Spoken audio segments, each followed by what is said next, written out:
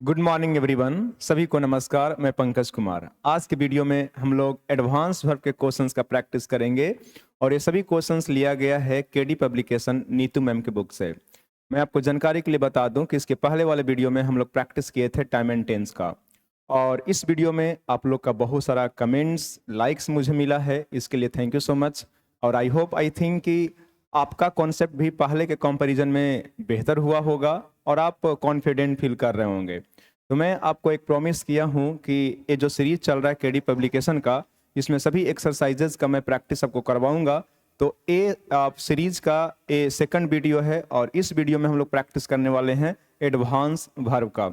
आपका समय बहुत कीमती होता है, तो इस वीडियो में हम लोग इधर उधर की बात नहीं करेंगे, बातचीत नहीं करेंगे। हम लोग जो भी बातचीत करेंगे केवल और केवल वो कॉन्सेप्ट रिलेटेड ही बातचीत हम लोग करेंगे। तो चलते हैं बिना आपका टाइम वेस्ट किए, आज का सेशन शुरू करते हैं क्वेश्चन नंबर 1 से। एक रिक्वेस्ट है कि वीडियो को आप लास्ट तक जरूर वॉच कीजिएगा और डिफरेंसेस देखिएगा कि आप एडवांस भर में पहले कैसे फील करते थे और आज कैसा फील कर रहे हैं। जरूर आपका कॉन्सेप्ट बेहतर होगा, मैं दावे के साथ कह रहा हूं। तो वीडियो को लास्ट तक जरूर वॉच कीजिएगा। तो चलते हैं क्वेश्चन नंबर 1 की ओर। देखिए क्वेश्चन नंबर 1 क्या है, समझो। Walking along the road a car knocked him down. ध्यान दो छोटू, जब सेंटेंस का शुरुआत क्या करता है, भर प्लस आईएनजी। जब सेंटेंस का शुरुआत कौन करता है, भर प्लस आईएनजी। और ये भर्ब आईएनजी ना तो किसी का सब्जेक्ट होता है ना तो किसी का ऑब्जेक्ट होता है। बोले तो इसके लिए कोई भर्ब नहीं आता, तो इसको हम लोग बोल देते हैं प्रेजेंट पार्टिसिपल। क्या बोल देते हैं? प्रेजेंट पार्टिसिपल बोल देते हैं। और प्रेजेंट पार्टिसिपल एडजेक्टिव का भी कार्य करता है और प्रेजेंट पार्टिसिपल भर्ब का भी कार्य करता है। लेकिन सेंटेंस के आरंभ में आता है तो भर्ब के रूप में कार्य कर रहा होता है। और ये प्रेजेंट पार्टिसिपल का प्रयोग हम लोग क्यों करते हैं? प्रेजेंट पार्टिसिपल का प्रयोग दो क्लाउज को जोड़ने के लिए करते हैं। और ये दो क्लाउज को जोड़ने के लिए प्रेजेंट पार्टिसिपल का प्रयोग तब किया जाता है जब दोनों क्लाउज में काम करने वाला सेम पर्सन होता है, कॉमन पर्सन होता है, कॉमन सब्जेक्ट होता है, तभी हम लोग प्रेजेंट पार्टिसिपल का प्रयोग करते हैं। तो इस सेंटेंस में एरर क्या है? तो ध्यान दीजिएगा, टक्कर कौन मारा है मेरे भाई? टक्कर कौन मारा है? नॉक्ड यहाँ पे क्या है? भर्ब है। और इस भर्ब के लिए सब्जेक्ट हमारा कौन है? डूअर क्या है? आकार है। ठीक है, आकार है। तो वॉकिंग यहाँ पे देखना है कि वॉकिंग के लिए आकार जो है वो डूअर है कि नहीं, वॉकिंग से आकार रिलेट कर रहा है कि नहीं। तो वॉक मतलब होता है टहलना, चलना। रोड के किनारे किनारे कार नहीं चल रहा था, रोड के किनारे किनारे पर्सन चल रहा था, और वो पर्सन कौन है? हिम है। तो अगर आप किसी सेंटेंस के स्टार्टिंग में प्रेजेंट पार्टिसिपल का प्रयोग करते हैं तो सब्जेक्ट आपका कॉमन होना चाहिए। लेकिन अगर सब्जेक्ट कॉमन नहीं हो तो प्रेजेंट पार्टिसिपल का प्रयोग करना क्या होता है? गलत होता है। तो वॉकिंग आकार से रिलेट नहीं कर रहा है, तो एरर हमारा किस पार्ट में हो जाएगा? फर्स्ट पार्ट में। तो यहाँ पे हमारा इंप्रूवमेंट क्या होगा? इसको हम लोग को रिप्लेस करना पड़ेगा किससे? वाइल से। किससे रिप्लेस करना होगा? While he was walking. While he was walking, ऐसे हम लोग को करना पड़ेगा वॉकिंग। तो ये हमारा सही करेक्शन हो जाएगा। तो सर कुछ एक दो ऐसा सेंटेंस बताइए जो कि प्रेजेंट पार्टिसिपल के पहले नॉन प्रोनाउन का प्रयोग नहीं करने पर भी सही हो जाए। तो देखिएगा, मैं एक बता रहा हूं आपको, taking a bag.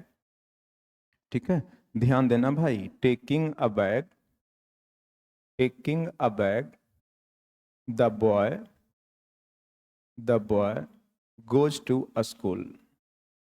Goes to क्या हो गया? अ स्कूल। ये सेंटेंस देखिए और समझने की कोशिश कीजिए। आप इतनी सी बात बताओ कि स्कूल जाता कौन है? The boy. और बैग लेकर कौन जाता है? तो अ बॉय।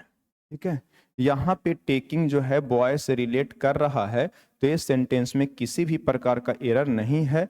यहाँ आप कह सकते हैं तो सब्जेक्ट डिफरेंट नहीं है, कॉमन सब्जेक्ट है। क्या है भाई?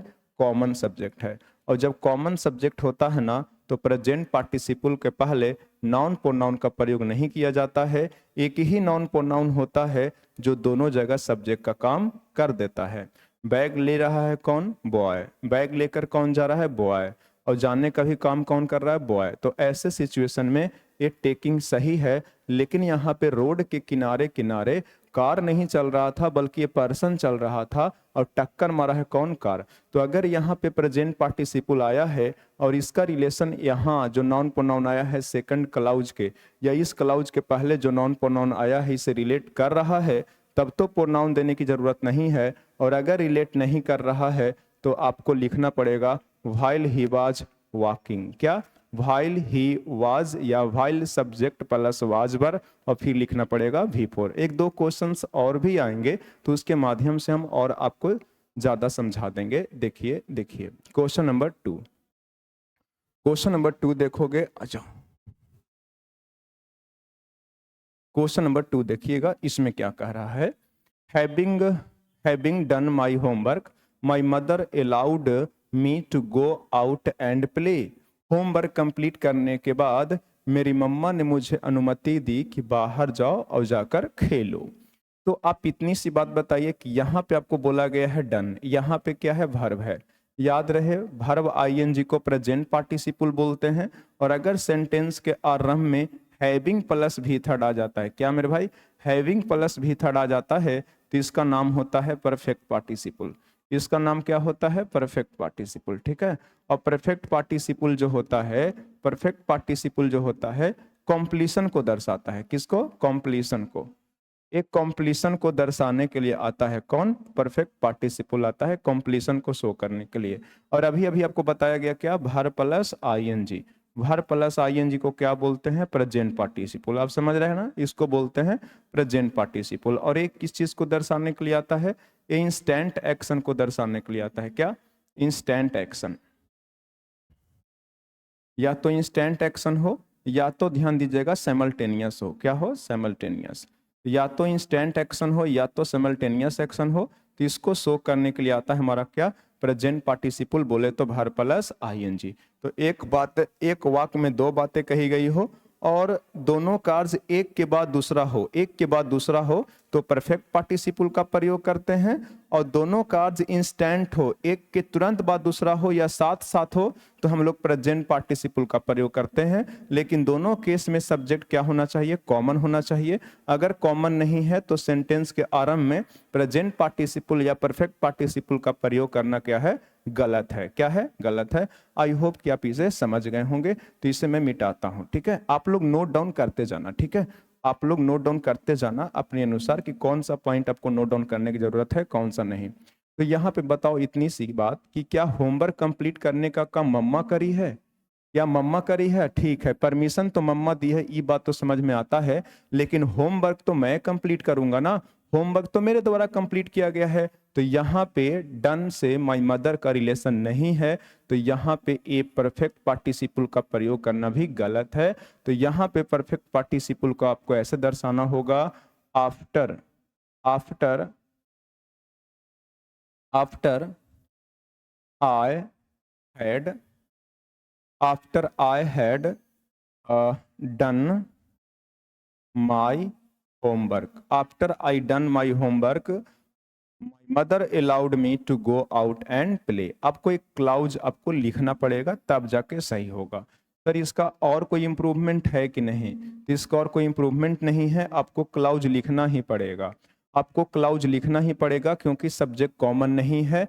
कार्य होमवर्क कंप्लीट करने का जो कार्य है वो मदर नहीं कर रही है बल्कि मी कर रहा हूँ, और मी यहाँ पे वर्ब का ऑब्जेक्ट है, तो कॉमन सब्जेक्ट नहीं हुआ। अगर यहाँ पे आई होता तो बिल्कुल सही होता, फिर कंप्लीट करने वाला भी आई होता और अनुमति देने वाला भी आई होता। चलिए मैं एक एग्जांपल आपको और करवाता हूँ, देख लो देख लो।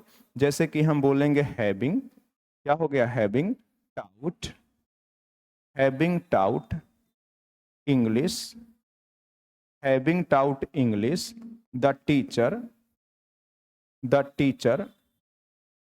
went to house, the teacher went to क्या हो गया? हाउस।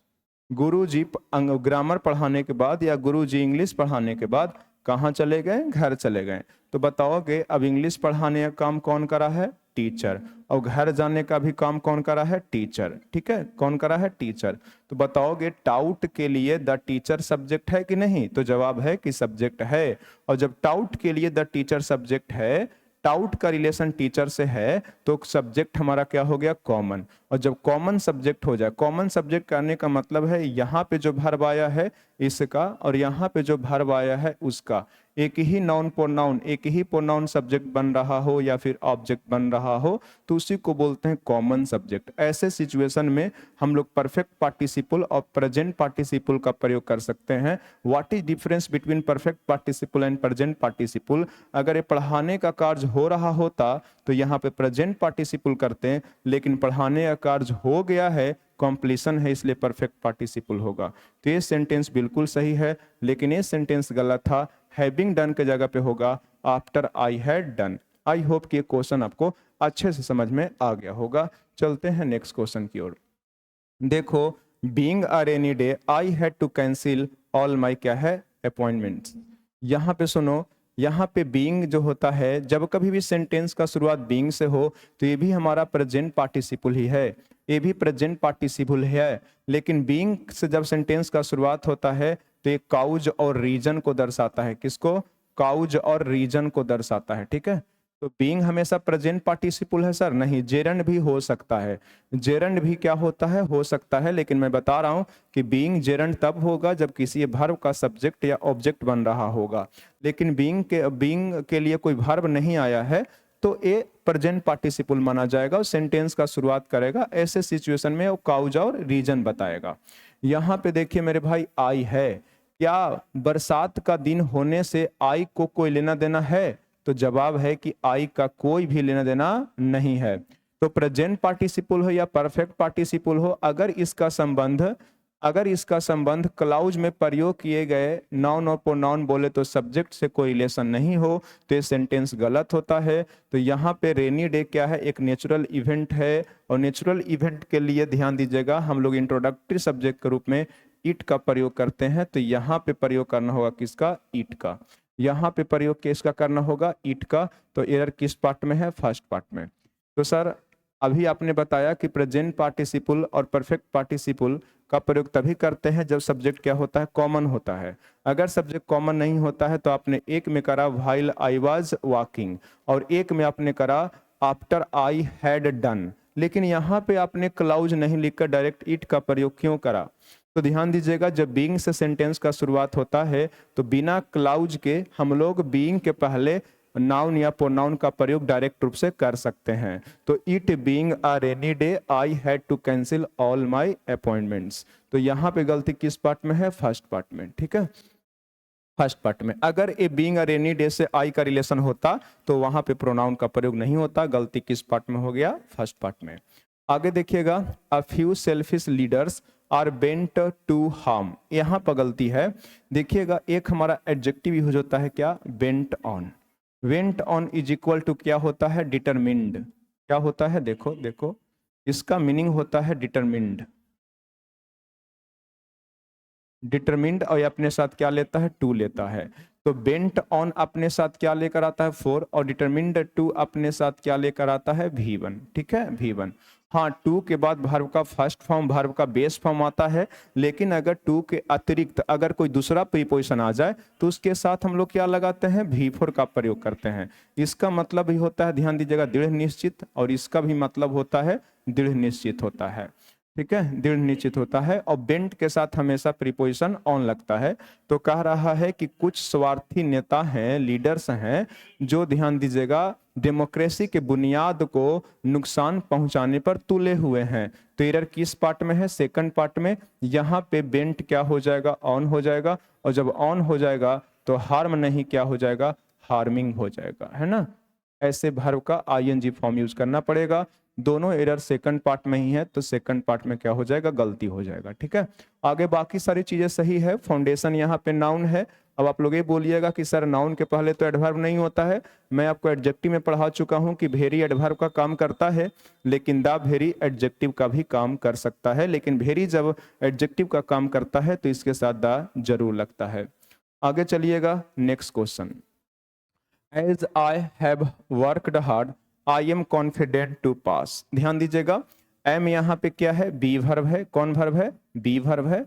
और बी वर्ब के बाद क्या आता है मेरे भाई? एडजेक्टिव आता है। तो कॉन्फिडेंट किसके लिए एडजेक्टिव का काम कर रहा है? आई का।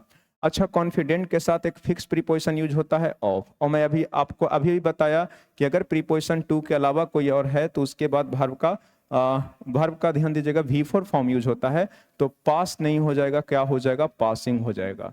ठीक है, क्या हो जाएगा, पासिंग। तो आप याद कर लेना कि कॉन्फिडेंट अपने साथ क्या लेता है, ऑफ लेता है। हाँ, ऐसे अक्सर ध्यान दो, सब्जेक्ट के बाद अगर बी वर्ब आता है, कौन वर्ब, बी वर्ब, और इसके बाद क्या आते हैं, एडजेक्टिव, तो इस एडजेक्टिव के बाद क्या आता है, इन्फिनिटिव आता है। क्या आता है, इन्फिनिटिव आता है।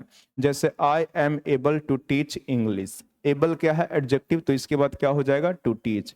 It is difficult to solve this question, etcetera etcetera. तो अक्सर इन्फिनिटिव आता है, 2+V1 ही आता है। लेकिन ध्यान दीजिएगा, अगर मान लो कि सब्जेक्ट के बाद बी वर्ब आता है, कौन वर्ब, बी वर्ब आता है, और इसके बाद क्या आता है, एडजेक्टिव आता है, और एडजेक्टिव के बाद कोई प्रीपोजिशन, फिक्स प्रीपोजिशन आता है, मतलब इस एडजेक्टिव के साथ वही प्रीपोजिशन आएगा। तो ऐसे सिचुएशन में हम लोग V4 लगाते हैं। क्या लगाते हैं, V4 लगाते हैं ना, V4 लगाते हैं। तो कॉन्फिडेंट ऑफ क्या हो जाएगा, पासिंग हो जाएगा। जैसे मैं अंग्रेजी पढ़ाने में एबल हूं तो I am able to teach English होगा, लेकिन I am capable to teach English गलत होगा। कैपेबल अपने साथ ऑफ लेता है, तो I am capable of teaching English होगा, जबकि I am able to teach English होगा।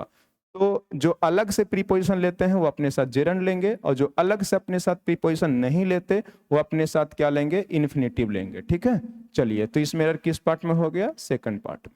देखो आगे बढ़ोगे, यहां पे लिखा हुआ है we went to that place with a view to help earthquake victims. कह रहा है हम लोग उस स्थान पे गए, इसलिए गए हैं भाई, तो अर्थक्वेक से जितने भी पीड़ित लोग थे उस पीड़ितों को सहायता करने के उद्देश्य से गए। तो ऐसा कुछ बोल रहा है। यहाँ पे देखिएगा एक आपका यूज हुआ है विथ अ व्यू टू, और विथ अ व्यू टू एक एक्सप्रेशन है जिसके साथ हमेशा हमेशा के लिए जेरंड आता है। तो हेल्प नहीं, क्या हो जाएगा, हेल्पिंग हो जाएगा। क्या हो जाएगा मेरे भाई, हेल्पिंग हो जाएगा। बहुत सारे एक्सप्रेशंस ऐसे हैं जिसके साथ जेरंड आते हैं, बोले तो V4 आता है। जैसे कि ध्यान दीजिएगा, बी क्या होता है, बी के बाद आ जाता है यूज्ड टू, क्या, यूज्ड टू। ठीक है, बी यूज्ड टू या गेट यूज्ड टू। ठीक है, आप बी यूज टू कर सकते हैं, जिसका मीनिंग होता है आदि, एडजेक्टिव होता है, यूज टू मॉडल भी है और यूज टू एडजेक्टिव भी है। जब यूज टू एडजेक्टिव का काम करेगा तो इसके पहले कोई एक वर्ब और रहेगा, तो इसके साथ जेरंड लगेगा। ठीक है, यहाँ पे एक कस्टम टू हो गया, क्या, एक कस्टम टू। एक कस्टम टू मीन्स भी क्या होता है, आदि होना। एक कस्टम टू मीन्स भी क्या होता है, आदि होना। हैबिचुएटेड टू क्या हो गया, हैबिचुएटेड टू। हैबिचुएटेड टू मतलब ही होता है क्या, अभ्यस्त। और एक होता है एडिक्टेड टू, नशा के लिए। ठीक है, स्मोकिंग के लिए हम लोग यूज करते हैं क्या, एडिक्टेड टू। ठीक है, एडिक्टेड टू। एक होता है एवर्स टू, एवर्स मीन्स होता है अनविलिंग, बोले तो अनिच्छुक, एवर्स टू। अपोज होता है, ठीक है, ऑब्जेक्ट होता है, ऑब्जेक्ट मतलब आपत्ति जताना, ऑब्जेक्ट अपने साथ हमेशा टू लेकर आता है, ऑब्जेक्ट टू हो गया। ड्यू टू हो गया, ड्यू टू मीन्स होता है के कारण से, आप हिंदी सुनकर लिख लेना, ड्यू टू मीन्स की कारण से। ठीक है, ए हो गया। फिर लिख देते हैं ओविंग टू, ओविंग टू का मीनिंग भी होता है के कारण से, ओविंग टू का भी मीनिंग क्या होता है, के कारण से। एक होता है इन एडिशन टू, क्या, in addition to. In addition to का मतलब होता है, मीनिंग होता है के अतिरिक्त। और एक होता है विथ अ व्यू टू, जो कि अभी आया हुआ है, with a view to. With a view to का हिंदी लिख लेना के उद्देश्य से। हम क्लास में आपको से हिंदी भी पूछेंगे। विथ अ व्यू टू का मतलब होता है के उद्देश्य से। ठीक है, और एक आपको बहुत इंपॉर्टेंट है लुक फॉरवर्ड टू, ये तो पेपर में बहुत ज्यादा पूछता है आपको, लुक फॉरवर्ड टू। और लुक फॉरवर्ड टू के साथ भी हम लोग क्या लगाते हैं, जेरन लगाते हैं। गिवन टू का मीनिंग होता है आदि, गिवन टू, गिव मतलब देना नहीं, गिवन टू एक एडजेक्टिव हो गया जिसका मीनिंग हो गया आदि। या फिर क्या हो गया, टेकन टू, क्या हो गया, टेकन टू, टेकन टू। तो आपका है be used to, accustomed to, habituated to, addicted to, averse to, object to, due to. और एक मेरे पास जगह और है तो मैं लिख देता हूं प्रोन टू, क्या हो गया, प्रोन टू। ये सब कभी भी एक्सप्रेशन मिल जाए, एडजेक्टिव, वर्ब या ध्यान दीजिएगा फ्रेज मिल जाता है जिसके अंत में टू है, तो इसके बाद हम लोग वर्ब का आईएनजी फॉर्म लगाते हैं। कौन सा फॉर्म, वर्ब का आईएनजी फॉर्म लगाते हैं मेरे भाई, वर्ब का आईएनजी फॉर्म का प्रयोग करते हैं। और जैसे in general, in general, in general बोला जाए तो सामान्यतः, इन जनरल बोला जाए तो टू के बाद हर हाल में V1 का प्रयोग होता है। ये आप बहुत अच्छा से जानते होंगे। तो टू के बाद V1 का ही प्रयोग होता है, लेकिन अगर ये सब एक्सप्रेशन देखने को मिल जाए सेंटेंस में तो इसके बाद हम लोग जेरंड लगाते हैं। जैसे I am use to taking tea in the morning, I am addicted to taking tea in the morning, ऐसे यूज करते हैं। ठीक है, I couldn't attend your class due to suffering from fever, etcetera etcetera. तो बीथ अब to के बाद जेरंड का प्रयोग होगा, तो हेल्प नहीं हेल्पिंग होगा। एरर किस पार्ट में है? सेकंड पार्ट में। आप इसे नोट कर लीजिएगा, इसमें से क्वेश्चन एग्जाम में जरूर पूछा जाएगा। आगे बढ़िएगा, नेक्स्ट क्वेश्चन में देखिए, you should avoid to go to a school. यहाँ पे देखोगे अवॉइड, जिस चीज को आप अवॉइड करेंगे वो पहले से स्टार्टेड था, पहले से क्या था? स्टार्टेड। और जो एक्शन स्टार्टेड था उसे दर्शाने के लिए ध्यान दीजिएगा, टू गो नहीं गोइंग का प्रयोग करते हैं। क्या? गोइंग का प्रयोग करते हैं।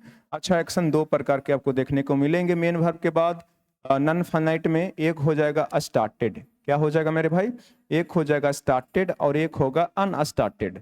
जो भी स्टार्ट नहीं हुआ है तो अनस्टार्टेड को दर्शाने के लिए इन्फिनिटी बोले तो टू V1 का प्रयोग करते हैं, और जबकि स्टार्टेड को दर्शाने के लिए वर्ब आईएनजी जेरंड का प्रयोग करते हैं। जेरंड कंटिन्यूटी को दर्शाता है, टू V1 जो होता है पर्पस बोले तो फ्यूचर को दर्शाता है।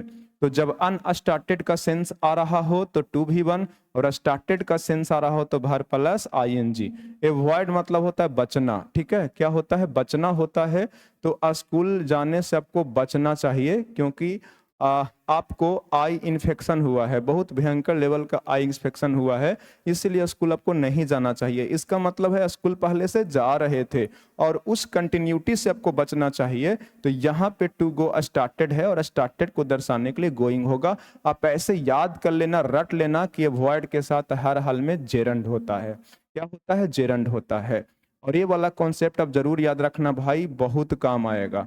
जैसे मान लीजिए कि मेरा दोस्त स्मोकिंग करना छोड़ दिया, तो पहले से स्मोकिंग कर रहा था और कंटिन्यूटी को छोड़ दिया है, स्टार्टेड एक्शन को छोड़ दिया है, तो my friend stopped to smoke नहीं होगा, स्मोकिंग होगा। क्या होगा? स्मोकिंग होगा। अच्छा, कुछ एक्सप्रेशन है जिसको मैं लिख देता हूं, एग्जाम के लिए बहुत इंपॉर्टेंट है। आई होप कि इसे आप लिख लिए होंगे, तो थोड़ा सा मैं इसे मिटाता हूं। देखिए देखिए, जो मैं बोर्ड पर लिखूंगा इसी में से आपको एग्जाम में देखने को मिलेगा, तो थोड़ा सा ध्यान देना। जैसे कि एक वर्ड है हमारा क्या? एवॉइड। क्या है? एवॉइड। एक वर्ड हो जाएगा ए से एडमिट। क्या हो जाएगा? एडमिट। एडमिट मीन्स क्या होता है? स्वीकार न करना। एवॉइड मतलब होता है किसी चीज से बचना। एक हो गया क्या? कंसीडर। क्या हो गया? कंसीडर। कंसीडर के तुरंत बाद अगर वर्ब आएगा तो जेरंड होगा। एक होता है कांट हेल्प। कांट हेल्प का मीनिंग होता है कोई काम किए बिना नहीं रह सकता हूं, और इसी का पास्ट होता है कुडंट हेल्प, कोई काम किए बिना नहीं रह सकता था। और एक आप देख लो, एक होता है डिफर। क्या होता है? डिफर। डिफर मीन्स होता है स्थगित करना, जिसको हम लोग पुट ऑफ बोलते हैं, जिसको हम लोग डिले बोलते हैं। क्या बोलते हैं मेरे भाई? डिले बोलते हैं। ठीक है, डिले हो गया। और एक हमारा डिटेस्ट हो गया। डिटेस्ट मीन्स क्या हो गया? घृणा करना। डिटेस्ट मीन्स क्या हो गया? घृणा करना। डिफर है, डिले है। और डिनाई मीन्स होता है क्या करना? मना कर देना। तो डिनाई हो गया। एक फिनिश हो गया। फिनिश मतलब क्या करना? समाप्त कर देना। फिनिश। और स्टॉप, स्टॉप भी बोल सकते हैं। स्टॉप मतलब कोई स्टार्टेड एक्शन को रोक देना। फिनिश मतलब ही कोई स्टार्टेड एक्शन को रोक देना। तो फिनिश हो गया। फॉरगेट। फॉरगेट मीन्स क्या होता है? भूल जाना। लेकिन हाँ, इसके साथ याद रखना टू प्लस V1 का भी प्रयोग किया जा सकता है। उसका एक सेपरेट वीडियो है, वो देख लीजिएगा। ठीक है, उसमें आपको क्लियर हो जाएगा। उस वीडियो में पढ़ाया गया है रिमेंबर और फॉरगेट। इसके साथ टू V1 भी आता है और जेरंड भी आता है। ठीक है, इसके साथ एक वर्थ है जो कि बहुत इंपॉर्टेंट है। क्या है भाई? वर्थ है। एक हमारा हो गया क्या? रिस्क। एक हमारा क्या है? रिस्क। और सबसे ज्यादा इंपॉर्टेंट हमारा वर्ड कौन है? इंजॉय। क्या है? इंजॉय। और एक हो गया मिस। क्या हो गया? मिस। मिस के बाद और एक बहुत इंपॉर्टेंट वर्ड मुझे और याद आ रहा है, माइंड मतलब होता है बुरा मान जाना, नाराज होना। तो ये सब जितने भी वर्ड्स लिखे गए हैं बोर्ड पर, ये हमेशा हमेशा के लिए अपने साथ क्या लेता है? वर्ब प्लस आईएनजी लेता है। क्या लेता है? वर्ब प्लस आईएनजी लेता है। तो इसी में से एक वर्ड आया हुआ है क्या? अवॉइड। अवॉइड के साथ जेरंड आएगा, तो टू गो नहीं क्या हो जाएगा? गोइंग हो जाएगा। एरर किस पार्ट में था मेरे भाई? सेकंड पार्ट में। आगे चलते हैं नेक्स्ट क्वेश्चन में। Question number 8, I have no achievement to boast. यहाँ पे देखोगे बहुत मस्त क्वेश्चन है, एरर सी पार्ट में है। जब किसी नाउन के बाद इन्फिनिटिव आता है, जब कभी नाउन का इन्फिनिटिव आता है और इस इन्फिनिटिव से इसका कोई रिलेशन नहीं बन रहा होता है, मतलब बोले तो ये ऑब्जेक्ट नहीं बन रहा होता है, तो यहाँ पे हम लोग प्रीपोजिशन का प्रयोग करते हैं। तो टू बोस्ट नहीं होगा, बोस्ट अपने साथ हमेशा हमेशा के लिए प्रीपोजिशन क्या लेता है, प्रीपोजिशन क्या लेता है, ऑफ लेता है। तो बोस्ट ऑफ होगा, मतलब किसी भी चीज का डिंगे मारना, किसी भी चीज का सेक ही मारना। तो क्या सर कभी नाउन के बाद इन्फिनिटिव आएगा तो हमेशा प्रीपोजिशन लगेगा? नहीं, जरूरत के अनुसार प्रीपोजिशन लगेगा। ठीक है, अगर यहाँ पे आया हुआ वर्ब इसका ऑब्जेक्ट बन जा रहा है तब तो बाबू आपका प्रीपोजिशन नहीं लगेगा, लेकिन नहीं बन रहा है तो प्रीपोजिशन लगेगा। ठीक है, आप ऐसे भी देख सकते हैं कि इसके बाद आया हुआ वर्ब को फिक्स प्रीपोजिशन चाहिए, क्या चाहिए, फिक्स प्रीपोजिशन चाहिए तो प्रीपोजिशन लगेगा, और आया हुआ वर्ब को प्रीपोजिशन नहीं चाहिए, ट्रांजिटिव वर्ब है तो प्रीपोजिशन नहीं लगेगा। जैसे एक और कुछ एग्जांपल देख लीजिए, हम बोलेंगे आई हैव अ मार्कर या I have a pen to write. I have a pen to write, मुझे इतनी सी बात बताओ कि ये सेंटेंस में राइट के बाद प्रीपोजिशन लगेगा कि नहीं। तो जब कभी भी राइट के बाद हम लोग पेन का प्रयोग करते हैं तो प्रीपोजिशन का प्रयोग होता है। इस राइट के लिए पेन जो है ऑब्जेक्ट नहीं है। अब बोलिएगा सर राइट तो ट्रांजिटिव वर्ब है। हाँ बाबू बिल्कुल सही है, राइट ट्रांजिटिव वर्ब है लेकिन पेन ऑब्जेक्ट नहीं है। मैं कलम को नहीं लिखूंगा बल्कि कलम से लिखूंगा, तो हमेशा राइट के साथ ऐसे सिचुएशन में प्रीपोजिशन बीथ का प्रयोग किया जाता है। किसका? बीथ का प्रयोग किया जाता है, तो यहाँ पे बीथ का प्रयोग होगा। लेकिन ध्यान दीजिएगा, द मदर गिव मी या फिर गेव मी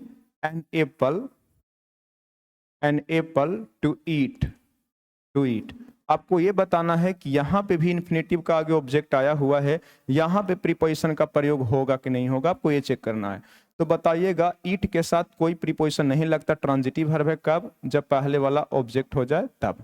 तो बताओगे कभी भी आप ईट विथ एन एप्पल बोले हैं, ईट एट एप्पल बोले हैं, ईट ऑन एप्पल बोले हैं? नहीं, ईट एन एप्पल बोलते हैं। तो यहाँ पे ऑब्जेक्ट हो चुका है, तो इसको किसी भी प्रीपोजिशन की जरूरत नहीं है, इसको किसी भी प्रकार के प्रीपोजिशन का जरूरत नहीं है। एक और एग्जांपल देख लेंगे, जो भी आप देख सकते हैं। सीधी सी बात है कि यहाँ पे आए हुए वर्ब का ए अगर ऑब्जेक्ट नहीं बन रहा है तो प्रीपोजिशन का प्रयोग होगा, प्रीपोजिशन का प्रयोग होगा। और अगर ऑब्जेक्ट बन जा रहा है तो ध्यान दीजिएगा प्रीपोजिशन का प्रयोग नहीं होगा, प्रीपोजिशन का प्रयोग नहीं होगा। आई थिंक ये आप समझ गए होंगे। एक और एग्जाम्पल देख लीजिए, जैसे I have a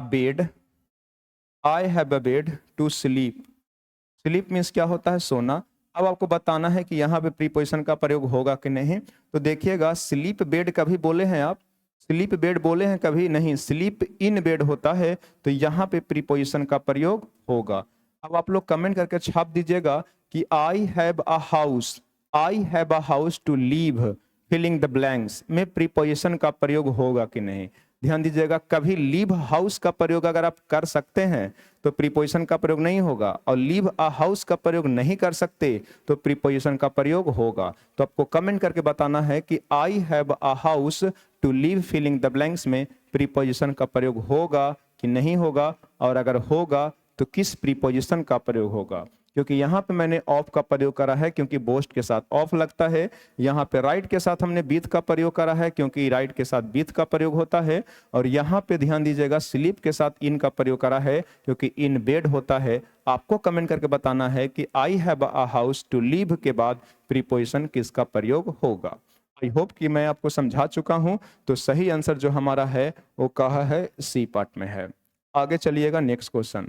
one must avail. Avail को हर हाल में क्या चाहिए? रिफ्लेक्सिव प्रोनाउन चाहिए। किसके अनुसार? वन के अनुसार। तो यहाँ पे किसका प्रयोग होगा मेरे भाई? One self. क्या होगा? One self. वन का रिफ्लेक्सिव प्रोनाउन वन सेल्फ, सी का हर सेल्फ, ही का क्या हो गया? हिमसेल्फ। तो बहुत सारे ऐसे ध्यान दीजिएगा वर्ब हैं जिसको रिफ्लेक्सिव प्रोनाउन चाहिए होता है, जैसे कि क्या हो गया? एम्यूज हो गया। जैसे कि क्या है? एम्यूज हो गया, एडाप्ट हो गया, क्या हो गया? एडाप्ट हो गया, क्या हो गया? अब्सेंट है। अब्सेंट का नाम सुने हैं कि नहीं? अब्सेंट मतलब अनुपस्थित होना, लेकिन अब्सेंट एडजेक्टिव का कार्य करेगा तो रिफ्लेक्सिव नहीं लेगा, वर्ब का कार्य इसको करना पड़ेगा। और तब रिफ्लेक्सिव लगेगा जब इसके तुरंत बाद ऑब्जेक्ट नहीं होगा, इस बात को याद रखना। एडाप्ट के साथ आपको एक बात और रखना है कि इसके साथ रिफ्लेक्सिव प्रोनाउन आएगा और उसके बाद क्या आएगा, टू आएगा। अच्छा, यहाँ पे एक लिखा हुआ है वर्ड क्या, जो आपको क्वेश्चन में आया हुआ है, अवेल का मीनिंग होता है लाभ उठाना। इसके बाद हर हाल में रिफ्लेक्सिव प्रोनाउन आएगा और रिफ्लेक्सिव प्रोनाउन के साथ क्या आएगा, ऑफ आएगा। तो एक चीज अलग से याद करना है कि अवेल के साथ रिफ्लेक्सिव प्रोनाउन तो आएगा लेकिन प्रीपोजिशन ऑफ आएगा। एडाप्ट के साथ भी रिफ्लेक्सिव प्रोनाउन आएगा लेकिन प्रीपोजिशन क्या आएगा, टू आएगा। सबसे इंपॉर्टेंट चीज यहाँ पे होती है क्या, इंजॉय। इंजॉय बार बार एग्जाम में पूछता है, तो इंजॉय के साथ रिफ्लेक्सिव प्रोनाउन आता है, इंजॉय के साथ रिफ्लेक्सिव प्रोनाउन आता है। लेकिन अगर इंजॉय के बाद किसके बाद, इंजॉय के बाद कोई ऑब्जेक्ट दिया हुआ है तो रिफ्लेक्सिव प्रोनाउन की जरूरत नहीं पड़ती है, रिफ्लेक्सिव प्रोनाउन की जरूरत नहीं पड़ती है। जैसे आई इंजॉय द पार्टी बिल्कुल सही है, लेकिन I enjoy in the party गलत है।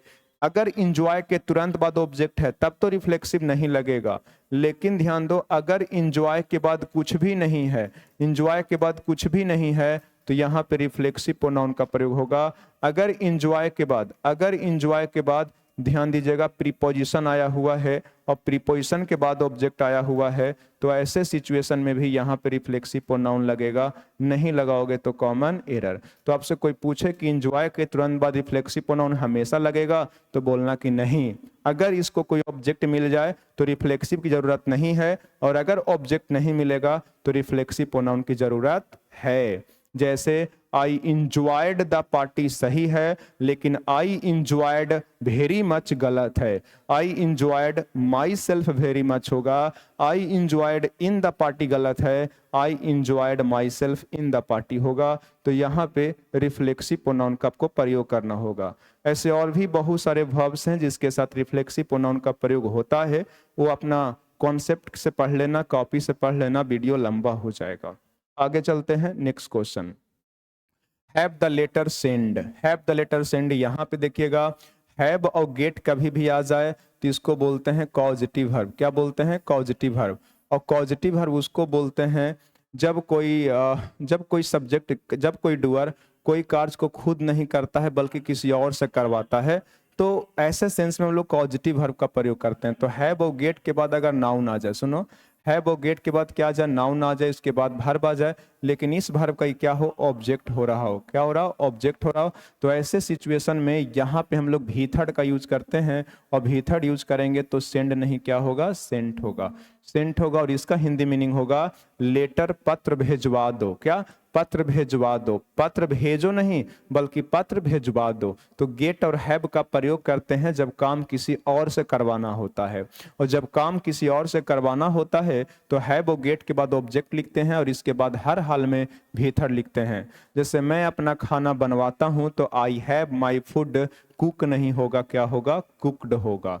क्या होगा, कुकड होगा। तो बहुत अच्छा एक्सप्रेशन होता है। तो हैव गेट को आप पॉइंट करके लिख लेना कि अगर कभी गेट है और क्या है, हैव है, क्या है, हैव है, तो इसके बाद नाउन और क्या आएगा, प्रोनाउन, और नाउन प्रोनाउन के बाद हर हाल में क्या आएगा, भी थर्ड आएगा। लेकिन देख लेना इस भी थर्ड के लिए नाउन प्रोनाउन क्या होना चाहिए, ऑब्जेक्ट होना चाहिए। क्या होना चाहिए मेरे भाई, ऑब्जेक्ट होना चाहिए। तो इधर किस पार्ट में है, फर्स्ट पार्ट में। ठीक है, आगे चलोगे। Would you please order for T and biscuits. तो यहाँ पे देखोगे एरर क्या है, यहाँ पे देखो, यहाँ पे थोड़ा सा देख लेना इसका स्पेलिंग। ऑर्डर के तुरंत बाद आपको लिखा हुआ है टी और क्या है, बिस्किट्स। तो टी और बिस्किट जो लिखा हुआ है ये डायरेक्ट ऑब्जेक्ट बन रहा है। क्या बन रहा है, ऑब्जेक्ट बन रहा है। और जब टी का डायरेक्ट रूप से ऑब्जेक्ट बन रहा है तो यहाँ ध्यान रहे कि ट्रांजिटिव वर्ब और इसके ऑब्जेक्ट के बीच में प्रीपोजिशन का प्रयोग नहीं होता है। एरर किस पार्ट में है, सेकंड पार्ट में। ठीक है, सेकंड पार्ट में। जैसे आई डिमांडेड फोर आकार नहीं होगा, आई डिमांडेड आकार होगा। ठीक है, लगता है कि कार के लिए मांग करा हूं तो डिमांड में ऑलरेडी फोर होता है तो फोर का प्रयोग नहीं होता। तो डिमांड ट्रांजिटिव वर्ब है, ऑब्जेक्ट लेगा। उसी प्रकार से ऑर्डर जो है ट्रांजिटिव वर्ब है, आप डायरेक्ट रूप से इसको ऑब्जेक्ट दीजिए, प्रीपोजिशन का प्रयोग नहीं कीजिए। ट्रांजिटिव वर्ब तुरंत अपने बाद ऑब्जेक्ट लेता है, प्रीपोजिशन नहीं लेता। तो एरर किस पार्ट में हो गया, सेकंड पार्ट में। आगे देखोगे everyone considered him as a brave man. यहाँ पे एक वर्ड आया हुआ है क्या बाबू, कंसीडर्ड। कंसीडर्ड के बाद डायरेक्ट क्या बनेगा, ऑब्जेक्ट बनेगा, और ये बनेगा नाउन कॉम्प्लीमेंट। और नाउन कॉम्प्लीमेंट के पहले एज का प्रयोग हम लोग नहीं करते, तो इधर किस पार्ट में हो गया, फर्स्ट पार्ट में। अच्छा सुन लो, एक हमारा यहाँ पे वर्ड है क्या, नेम। बहुत इंपॉर्टेंट पॉइंट है भाई। नेम हो गया, मेक हो गया, मेक हो गया, कॉल हो गया, चूज हो गया, इलेक्ट हो गया, इलेक्ट हो गया, सेलेक्ट हो गया, इलेक्ट है, सेलेक्ट है, ध्यान दीजिएगा, थिंक है, थिंक है, और ध्यान दीजिएगा एक हो गया क्या, कंसीडर। क्या हो गया, कंसीडर। तो ये जो आपका 8 वर्ब है, इसको थोड़ा सा ध्यान में आपको रखना है, इसको आपको ध्यान में रखना है भाई। नेम है, मेक है, कॉल है, चूज है, इलेक्ट है, सेलेक्ट है, थिंक है, कंसीडर। और एक और थोड़ा सा याद कर लो, एक और याद कर लो, ए पॉइंट। एम पॉइंट मीन्स भी होता है नियुक्त करना या चुनना। तो ए पॉइंट को आप याद कर सकते हैं कैसे रिलेट करके, देखोगे, चूज है, इलेक्ट है, सेलेक्ट है, और क्या है, मेक है, और एक क्या है, ए पॉइंट। अलग से कर लेना, नेम और क्या है, कॉल। नेम और कॉल का मतलब किसी को किसी नाम से पुकारना, ऐसे करके याद कर लेना। और दो अलग से है, थिंक और क्या, कंसीडर। इसके बाद ध्यान दीजिएगा, कभी भी आप एज का प्रयोग नहीं करेंगे, कभी भी इसके बाद एज का प्रयोग नहीं करेंगे। आप डायरेक्ट रूप से ध्यान दीजिएगा नाउन का प्रयोग करेंगे। किसका, नाउन का प्रयोग करेंगे, नाउन का।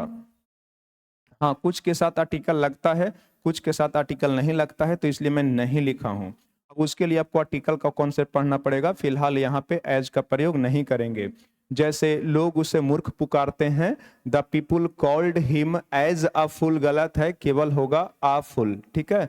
प्रेसिडेंट ने उसे गवर्नर बना दिया, the president made him as a governor, नहीं, गवर्नर होगा, क्या होगा, गवर्नर होगा। ऐसे हम लोग यूज करेंगे। वे लोग उसे कैप्टन चुने हैं, तो they appointed him as a captain, नहीं होगा बल्कि अ कैप्टन होगा। इसी में से एक वर्ड आया हुआ है क्या, कंसीडर्ड, तो यहाँ पे एज का प्रयोग नहीं होगा। अच्छा, कुछ ऐसा वर्ब बताइए सर जिसके साथ एडवर्ब के रूप में हमेशा एज का प्रयोग होता है, तो वो भी लिख लो। देखो देखो देखो, जैसे कि एक वर्ड हो गया क्या, रिगार्ड। क्या होगा मेरे भाई, रिगार्ड। रिगार्ड के जैसा ही वर्ड कौन है, ट्रीट। ट्रीट, रिगार्ड मीन्स भी व्यवहार करना, ट्रीट मीन्स भी व्यवहार करना। दो आप याद कर लेना, एक साथ याद हो जाएगा। एक हो गया क्या, डिफाइन। एक क्या हो गया, डिफाइन, और डी से ही एक याद कर लेना, डिस्क्राइब। क्या हो गया, डिस्क्राइब। ठीक है। तो डिफाइन है, डिस्क्राइब है, रिगार्ड है, ट्रीट है, और एक आप याद कर लेना, नो। क्या, नो, और एक है व्यू। क्या, व्यू। ठीक है। अगर इसके बाद कुछ नाउन आता है, नाउन कॉम्प्लीमेंट आता है, तो हर हाल में हम लोग किसका प्रयोग करते हैं, एज का। क्या होता है, एज का। ठीक है, एज का, एज का हम लोग प्रयोग करते हैं। ठीक है। कंसीडर के साथ एज नहीं, लेकिन रिगार्ड और ट्रीट के साथ हम लोग एज का प्रयोग करते हैं। जैसे they treated him as the best student of this college. ठीक है। You are known as, you are known as, you are known as अगर बोलते हैं, तो इसके बाद जो आप नाउन लिखोगे ना, तो कुछ भी लिख सकते हैं, लेकिन नोन के साथ आप एज का प्रयोग हम लोग करते हैं। तो डिस्क्राइब हो गया, डिफाइन हो गया, ट्रीट हो गया, रिगार्ड हो गया, इसके साथ हम लोग एज का प्रयोग करेंगे, लेकिन इसके साथ एज का प्रयोग नहीं करेंगे। तो इधर किस पार्ट में था, फर्स्ट पार्ट में था। आगे बढ़ते हैं नेक्स्ट क्वेश्चन में। देखिए, my father does not mind, अभी अभी पढ़ाया गया है मेरे भाई कि माइंड है और मिस है। एम से दो पढ़ाए हैं, माइंड और मिस है। इसके बाद जेरंड आता है, तो जब जेरंड आता है तो टू बी नहीं होगा, क्या होगा, बीइंग होगा। क्या होगा, बीइंग होगा। अच्छा, बीइंग भी थर्ड हमारा क्या हो गया, पैसिव हो गया। बीइंग भी थर्ड क्या हो गया मेरे भाई, पैसिव हो गया।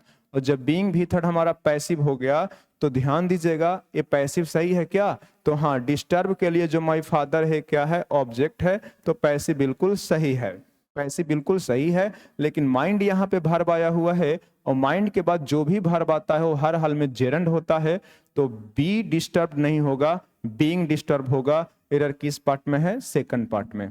आगे बढ़ते हैं, क्वेश्चन नंबर देखो 14। Perhaps you do not know I am having a car and क्या हो गया, a jeep। ये जो हैव है ना, मैं आपको पढ़ा चुका हूं, टाइम एंड टेंस में भी एक क्वेश्चन आया था, जो पिछला वीडियो आपका है उसमें भी एक क्वेश्चन आया था, यहाँ पे भी आया है। मैं बता देता हूँ, हैव जो होता है स्टेटिव वर्ब भी होता है और हैव जो है डायनेमिक वर्ब भी होता है। अब स्टेटिव वर्ब और डायनेमिक वर्ब क्या होता है, तो इसके लिए आपको टाइम एंड टेंस का वीडियो देखना पड़ेगा। जब यह स्टेटिव वर्ब होता है तो इसका मीनिंग होता है कि पास होना, क्या होना, के पास होना या फिर रखना या फिर का स्वामी होना। ऐसे सिचुएशन में स्टेटिव वर्ब का प्रयोग कॉन्टिन्यूअस में नहीं होता, कॉन्टिन्यूअस में नहीं होता, केवल और केवल सिंपल प्रेजेंट में होता है। तो कह रहा है कि शायद आप नहीं जानते हैं कि मेरे पास एक कार और एक क्या है, जीप है। तो के पास होने के लिए कंटिन्यूअस का प्रयोग नहीं करेंगे, आई हैव का प्रयोग करेंगे। तो जो स्टेटिव वर्ब होता है उसका प्रयोग प्रेजेंट कॉन्टिन्यूअस या पास्ट कॉन्टिन्यूअस टेंस में नहीं होता। जैसे I am having thousands of students wrong है, आई हैव थाउजेंड्स ऑफ क्या होगा, स्टूडेंट होगा। एरर किस पार्ट में है, सेकंड पार्ट में। जैसे मैं किसी को बहुत ज्यादा प्यार करता हूं, I am loving someone very much गलत है, I love someone very much क्या होगा, सही होगा। चलते हैं नेक्स्ट क्वेश्चन की ओर। The liar asked me if it were to take the क्या है matter to क्या है court, क्या है कोर्ट। तो ध्यान दी, लायर कह रहा है कि काश जो है काश जो है मैटर को, बात को कोर्ट में लाने लायक है। तो वर्थ यहाँ पे अभी अभी पढ़ाया गया है, वर्थ था, रिस्क था, रिग्रेट था, फॉरगेट था। इसके साथ हम लोग जेरन का यूज करते हैं। तो वर्थ के साथ यहाँ पे टू टेक नहीं, किसका प्रयोग करना चाहिए, टेकिंग का प्रयोग करना चाहिए। किसका प्रयोग करना चाहिए, टेकिंग का। तो यहाँ पे एरर जो है आपका सेकंड पार्ट में है। ये सब क्वेश्चन तो बहुत इजी हो गया। कुछ कुछ वर्ब को अलग से याद कर लीजिए और याद करने के बाद उसके साथ जेरंड सेट कर दीजिए। तो वर्थ के बाद कभी भी वर्ब आए तो आईएनजी फॉर्म में होगा। V1 नहीं होगा, 2V1 नहीं होगा, V2 नहीं होगा, V3 नहीं होगा और V5 नहीं होगा। आगे चलते हैं next question. I bade him to submit all the important documents before he left the क्या हो गया, जॉब। तो यहाँ पे बेड आया हुआ है। मैं बता दूं कि एक वर्ड होता है क्या, बीड। बीड का एक मीनिंग होता है नीलामी में बोली लगाना। हाँ, नीलामी में बोली लगाना। तो नीलामी में बोली लगाना होगा तो इसका तीनों फॉर्म सेम होगा, बीड, बीड क्या होगा, बीट। लेकिन एक होता है विड जिसका मीनिंग होता है टू से, क्या होता है, टू से, बोले तो कहना, क्या, कहना। और जब इसका मीनिंग होगा कहना तो इसका भीटू जो होगा बेड होगा और इसका थर्ड फॉर्म क्या होगा मेरे भाई, इसका जो थर्ड फॉर्म होगा बीडन होगा, क्या होगा, बीडन होगा। और वीड जो है एक कॉजेटिव वर्ब है, मैं इसको मिटाता हूं, कहना, और इसका हिंदी हो गया नीलामी में बोली लगाना। ठीक है, नीलामी ऑक्शन होता है ना, उसमें बोली लगाना। तो मैं इसको मिटाता हूं। अच्छा, अभी एक पॉजिटिव वर्ब का मैंने प्रयोग करा था, गेट और हैव। गेट और हैव के साथ भीतर का प्रयोग किए थे। लेकिन कुछ पॉजिटिव वर्ब है क्या, लेट, एक हो गया मेक और एक क्या हो गया, बीड। ये अलग से याद कर लेना बच्चे, बहुत इंपॉर्टेंट है भाई, बहुत इंपॉर्टेंट है। ठीक है, इसके बाद क्या आ जाएगा, कोई ऑब्जेक्ट आ जाएगा। तो इसके बाद हर हाल में V1 आएगा, बेयर इन्फिनिटिव आएगा। अगर 2V1 आया तो कॉमन एरर। इसके साथ जब भी आएगा तो V1 आएगा, अगर 2V1 आया तो कॉमन एरर हो जाएगा। तो देखिए यहाँ पे बीड का V2 बेड है, इसके बाद ऑब्जेक्ट आया है, फिर यहाँ पे बेयर इन्फिनिटिव सबमिट V1 है, तो 2 का प्रयोग क्या हो गया, रॉन्ग हो गया। ठीक है, रॉन्ग। जैसे मैंने उसे सभी महत्वपूर्ण डॉक्यूमेंट्स को जमा करने के लिए कहा, जमा आय नहीं करेगा बल्कि जमा ही करेगा, इसीलिए इसे पॉजिटिव वर्ब बोला जाता है। लेकिन एक बात याद रखिएगा मेरे भाई, अगर मेक नहीं मेड आ जाता है, क्या, मेड, और बीड का भीतर बीडन आ जाता है, क्या, बीडन। और ऐसे सिचुएशन में इसके पहले क्या आ जाएगा, बी फॉर्म, क्या आ जाएगा मेरे भाई, बी फॉर्म, बी फॉर्म। और इसके पहले क्या आ जाएगा, ऑब्जेक्ट आ जाएगा। तो ऑब्जेक्ट पहले हो और बी फॉर्म प्लस भीतर हो तो इसको हम लोग क्या बोलते हैं, पैसिव बोलते हैं। क्या बोलते हैं, पैसिव, पैसिव, पैसिव। तो ऐसे सिचुएशन में फिर इसके बाद क्या आ जाएगा, 2+V1 आ जाएगा। क्या आ जाएगा, 2+V1। इसको याद रखना है। तो मेड और बीडन यदि पैसिव में आ जाए तो इसके तुरंत बाद 2+V1 आएगा। लेकिन जब एक्टिव में आता है, एक क्या है हमारा, एक्टिव है, एक्टिव सेंटेंस। एक्टिव सेंटेंस कहने का मतलब है कि इसके पहले डूअर या क्या रहेगा, सब्जेक्ट रहेगा। तो इसके बाद ऑब्जेक्ट आएगा और यहाँ पे क्या आएगा, V1। ये बहुत इंपॉर्टेंट है भाई, किसी भी कॉम्पिटिटिव एग्जाम्स के लिए बहुत इंपॉर्टेंट है। लेकिन सर लेट आपने नहीं लिखा, तो लेट या तो एक्टिव में आए या तो पैसिव में आए। देखिएगा लेट का मैं यहाँ पे फॉर्म लिख रहा हूँ पैसिव, ये पैसिव हो गया। Let plus be form plus क्या हो गया let, sorry object plus be form plus let. तो यहाँ पे 2 प्लस V1 का प्रयोग करेंगे क्या, यहाँ पे 2 प्लस V1 का प्रयोग करेंगे क्या, तो यहाँ पे 2 रॉन्ग हो जाएगा, केवल सही क्या होगा बी। और ये हमारा जो क्या है पैसिव है। तो सर लेट में भीतर आप लिखे हैं लेट ही, ऐसा क्यों, ध्यान दीजिएगा लेट यहाँ पे क्या है V3 है। लेट का तीनों फॉर्म सेम होता है, V1 V2 क्या हो गया V3।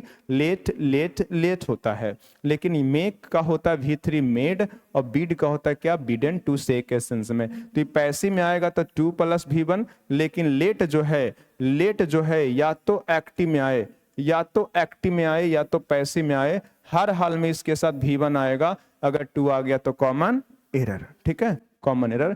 ये तीनों को अलग से याद रखना बहुत इंपॉर्टेंट है भाई, बहुत इंपॉर्टेंट है। जैसे ध्यान दीजिएगा ओ मुझे हंसाती हैं, तो सी मेक्स मी टू लाफ नहीं लाफ होगा। लेकिन इसी को पैसिव में लिखेंगे तो आई एम मेड लाफ नहीं क्या होगा टू लाफ होगा। उसने मुझे वहां जाने दिया, तो ही लेट मी टू गो नहीं गो होगा। और पैसिव में लिखेंगे तो I was let to go नहीं गो होगा। तो लेट के साथ हर हाल में केवल V1, लेकिन मेक और बीड के साथ एक्टिव में V1 और पैसिव में 2 प्लस V1। तो यहाँ पे 2 का प्रयोग नहीं होगा।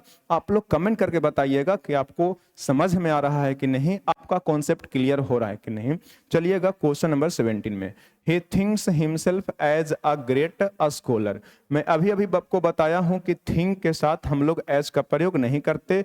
देखिएगा यहाँ पे आपको लिखा होगा, देखिए आपको लिखा हुआ है think, consider, appoint, elect, select, choose, make और क्या हो गया कॉल। किसी को आप मूर्ख पुकारिएगा, ये नहीं कि मूर्ख के जैसा पुकारिएगा, ठीक है मूर्ख पुकारिएगा। किसी को आप गवर्नर चुनिएगा, गवर्नर के जैसा नहीं चुनिएगा।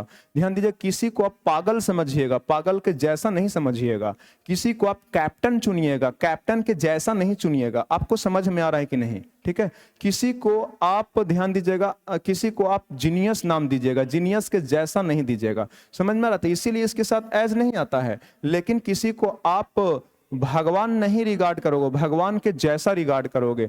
किसी को ध्यान दीजिएगा बड़ा नहीं आप ट्रीट कीजिएगा, किसी को बड़ा के जैसा ट्रीट कीजिएगा। तो यहाँ पे के जैसा के सेंस में होता है, इसीलिए इसके साथ एज आता है। ध्यान दीजिएगा, कोई जाना जाता है तो कोई के रूप में जाना जाता है, तो इसीलिए इसके साथ एज लगाते हैं। तो थिंक यहाँ पे आया हुआ है छोटू, और थिंक के साथ हम लोग ध्यान दीजिएगा एज का प्रयोग नहीं करते हैं। तो ये हमारा किस पार्ट में है, सी पार्ट में। आगे चलो, all the candidates will give a test on क्या हो गया फ्राइडे। गलती किस पार्ट में है, सेकंड पार्ट में। गलती किस पार्ट में हो गया, सेकंड पार्ट में। ध्यान दीजिएगा गिव नहीं होगा, क्या होगा टेक होगा, टेक होगा।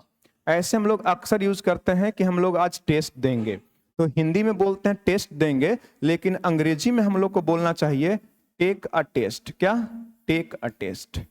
तो टेक अ टेस्ट होता है जिसका मतलब होता है टेस्ट देना। तो याद रखना इसका प्रयोग किसके लिए होता है, स्टूडेंट के लिए। किसके लिए, स्टूडेंट के लिए। और अगर टेस्ट ध्यान दीजिएगा टीचर ले रहे हैं, कंडक्ट करवा रहे हैं, तो उसको बोलते हैं गिव अ टेस्ट। क्या बोलते हैं, गिव अ टेस्ट। और ये एक्सप्रेशन किसके लिए होता है, टीचर के लिए। देखोगे हिंदी में हम लोग उल्टा बोलते हैं। परीक्षा टेस्ट देना का अंग्रेजी है टेक अ टेस्ट, और टेस्ट लेना का अंग्रेजी है गिव अ टेस्ट। अगर एग्जाम में कंफ्यूजन आए तो समझना कि उल्टा होता है, सर उल्टा बताए थे। टेस्ट देना विद्यार्थी के लिए टेक अ टेस्ट, और टीचर टेस्ट लेगा तो टेक अ टेस्ट नहीं गिव अ टेस्ट, याद रखना। तो कह रहा है कि सभी बच्चे शुक्रवार को टेस्ट देंगे, और देंगे तो गिव नहीं होगा, क्या होगा टेक होगा। आई होप कि मैं आपको समझा चुका हूं, इसको याद रखिएगा। आगे बढ़ोगे नेक्स्ट क्वेश्चन की ओर। देखिए, Mrs Dorai would rather spend a quite evening than attending a party. Would rather idiomatic modal होता है। कौन मॉडल है, आइडियोमेटिक मॉडल। इसके जैसा ही क्या होता है, वुड बेटर भी आ जाएगा आपको। वुड क्या हो जाएगा, बेटर। फिर वुड सूनर भी आपको कहीं कहीं देखने को मिल सकता है। क्या मिल सकता है, वुड सूनर। लेकिन रैदर ज्यादा आपको देखने को मिलता है। यही तीनों एक्सप्रेशन हेड के साथ भी मिलता है आपको, हेड रैदर। थोड़ा लिटिल डिफरेंस है, लेकिन स्ट्रक्चर सेम होता है। हैड रेदर हो गया, हैड बेटर हो गया, हैड बेटर हो गया, या फिर ध्यान दीजिएगा हैड सूनर हो गया। क्या हो गया? Had sooner, had sooner. इसके साथ 3 स्ट्रक्चर हम लोग याद करेंगे। एक ध्यान दीजिएगा, पहला स्ट्रक्चर होता है कि इसके साथ हम लोग V1 का प्रयोग करेंगे, इसके साथ कुछ और होगा।